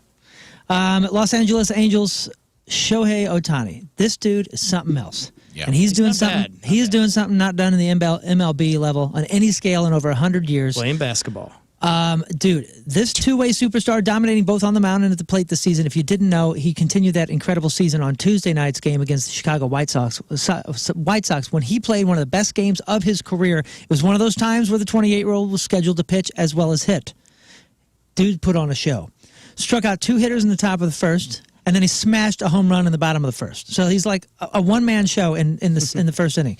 Dominated on the mound, going 6 2/3 innings, allowed just 1 run and 4 hits, striking out 10 with some nasty pitches, dude. Then he wasn't done at the plate. He homered again, giving him a league-leading 28 on the season before calendar turns July. Isn't that insane? I mean, absolutely insane. He's a generational guy. Generational guy. By the way, clear MVP. Dude has 127 strikeouts, 95 innings. He's first in home runs and third in strikeouts, and he's a free agent after the season. My mom and I were talking about, wouldn't that be incredible if he came here? I'm sure everybody, every fan from every team in the league would be saying that as well. Sure, but he is guaranteed to get, almost guaranteed to get the biggest contract anyone has ever. He's going to own MLB. Ever seen. The in-laws of NASCAR driver Jimmy Johnson were found dead in their Oklahoma home on Monday night. Wow. Local police are now investigating it as a murder-suicide. Hang on, bear down for this, guys. Those found dead on the scene were Dr. Jack Janway, Terry Janway, and tragically Johnson's 11-year-old nephew, Dalton. Oh, my God. The Janways are parents to Chandra Janway, a former model who married Jimmy Johnson in 2004. The police became involved when somebody called 911 after about 9 p.m. to report a disturbance in the home. According to reports, the police arrived. They saw a person lying in the hallway inside the front door. Upon entering, they heard more gunshots from inside the house. Police believe Terry shot and killed her husband and grandson before turning the gun on herself.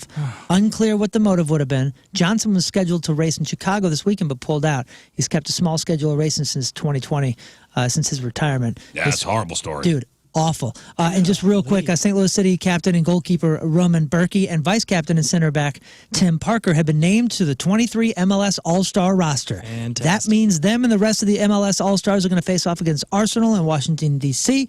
That happens today. St. Louis City are one of 7 teams in MLS who tallied 2 All-Star selections. Also happening today, the U.S. men's national team kicks off at 9 p.m. tonight at City Park here in St. Louis, following a game between Jamaica and Trinidad and Tobago.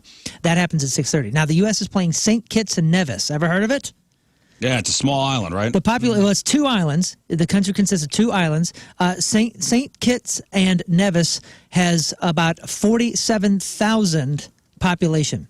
That is about the size of Chesterfield. Half of the country's population could fit in City Park, and you could probably fit the other half on the field. That's pretty wild. So they'll take on them at 9 p.m. tonight. I'm Moon, and that's your sports because the heart is what makes it great. Just quickly of note, the Blues released their schedule yesterday. Yeah. They are away. First game is away in Dallas on October 12th. First home game will be October 14th. Right on. At Enterprise. So put that on the calendar. Thank you, Moon.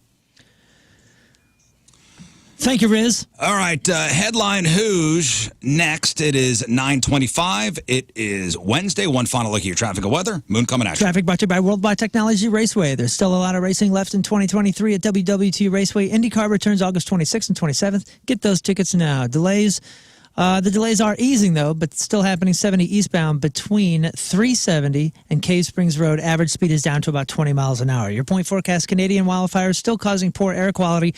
It's going to be bad today. Today will also have a low chance for showers and storms. High of 91, low of 68. Right now it's 76 at the Point Studio. Your point forecast is brought to you by CarX Tire and Auto.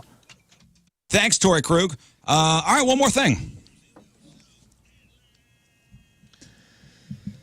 Brought to you by Moritz Royce Jewelry, the official jeweler of the Rizzuto Show, and Big Dick's Brick Mailboxes, your one-stop shop for all mailboxes. Need a new mailbox.com. Thank you, Big Dicks.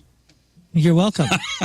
Talking to me that time, right? Yeah. Today's headline Hooshe story comes to us from Palm Coast, Florida, where last Wednesday afternoon, a man driving naked except for his socks hit a couple cars.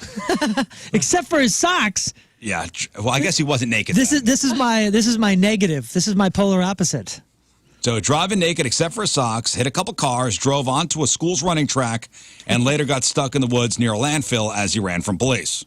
What do you take off first when you're getting naked, fully clothed? What's off first? Socks. Socks are first. Yeah, socks are always first. This is the reverse. This guy's got it all wrong. 22-year-old Stephen Peterson was dragged out of the car by deputies who surrounded his totaled car. A 20-year-old woman who was his passenger had her clothes on, was also pulled out of the car screaming. Stephen charged with fleeing and eluding, leaving the scene of a crash with damage to vehicle or property, resisting an officer without violence, trespassing on school grounds, possession of marijuana under 20 grams, and possession of drug paraphernalia. The local sheriff said, quote, "Just when you think you've seen and heard everything, a naked driver causes multiple hit-and-run crashes, flees from law enforcement, resists arrest, and then has to be dragged out naked from his car to be arrested." That's an incorrect statement. The man was not naked. Shouldn't have said that. Man, what a ding-dong. Shouldn't have said that. So there you go. From Palm Coast, Florida, congratulations, Stephen Peterson. You are today's Headline Hooshe. All right, that is it for us. Donnie Fandango is next. A couple reminders for tomorrow. Tomorrow, Donnie Fandango begins his 28-hour radiothon, 10 a.m., all to benefit the Ronald McDonald House Charities of St. Louis. It's his final radiothon, so let's make this one the best one ever. Let's do it. Also, tomorrow, Craig's Freak of the Week. And join us at Captain Jim's Fireworks at 6 o'clock tomorrow night for our annual Blow Stuff Up extravaganza broadcast. Moon, today's Pappy's Recappy. Brought to you by Pappy's Smokehouse, celebrating 15 years locally owned, world-famous 2 locations, including Highway 70 and Mid-Rivers Mall Drive in St. Peters. Lots of sports news, lots of crap on celebrity news, lots of Rizz news. All of it is up on the blog, 1057thepoint.com/Rizz. Make sure you follow us on our socials, too, at Rizz Show, and check it out on the podcast, because we played Do It Bitch again today, and the teams were switched up, and there were teammates that were even yelling at each other. I don't know what. I mean, couldn't see that wouldn't coming. happen here. And they paid dearly. Yes. For not being able to bury their animosity and work together. It was a super fun show. Make sure you check it out. The podcast is available everywhere. Apple Podcasts, Spotify, and of course now it is on YouTube. You can check out the podcast playlist on YouTube as well and watch the show. So check it all out everywhere. Follow us on our socials at Rizz Show. Today the podcast title, Scott, what is it again? Today's title is what I sent over a few minutes ago, and that is a very good title. Hold on one Perfect. second. I got it. Sometimes it takes a few minutes. Well-oiled machine. That's right. Sometimes It's a surprise, right? Like, I don't say that every No, day. Sometimes this it is takes the a few perfect minutes title to for hit. today. It's the literal Butthurt game. Yes. Literal Butthurt Butthurt game game. today. Yes. All right. Anything else, ladies and gentlemen? Yes. Make sure July 4th to come out to Bridgeton to the giant, awesome 4th of July parade, because I will be in it. It's going to be right. fun. Not just in it, dude. You're the Grand Marshal. Marshal, man. Yeah. What an honor. Along with That's huge. Brando from over here at Courtney, so it's going to be an awesome day. It's going to be a blast. Just care about you, bud. Okay, I'm excited thank for you. Yeah. Congratulations, Scott. Hey, thank you. Throwing Grand It keeps- Marshal shade. This is wow. This is what, my 4th one, I think, now? Yeah. This is You're doing growing, it, man. I'm going to be a pro parader. Rafe? Yes. Anything? No. Learn? No. Moon? I love you, man. I love you too. Oh, come on. We leave you with a selection for our Team Rizz Member of the Day, brought to you by Hot Shots. Proud sponsor Team Rizz. Visit hotshotsnet.com/Team Rizz. From Barnhart, Nathan Marion is our Team Rizz. And he wants to hear this song, and here it is, and we will see you tomorrow. Done and next. Bye. Energy up. The Rizzuto Show on 105.7 The Point.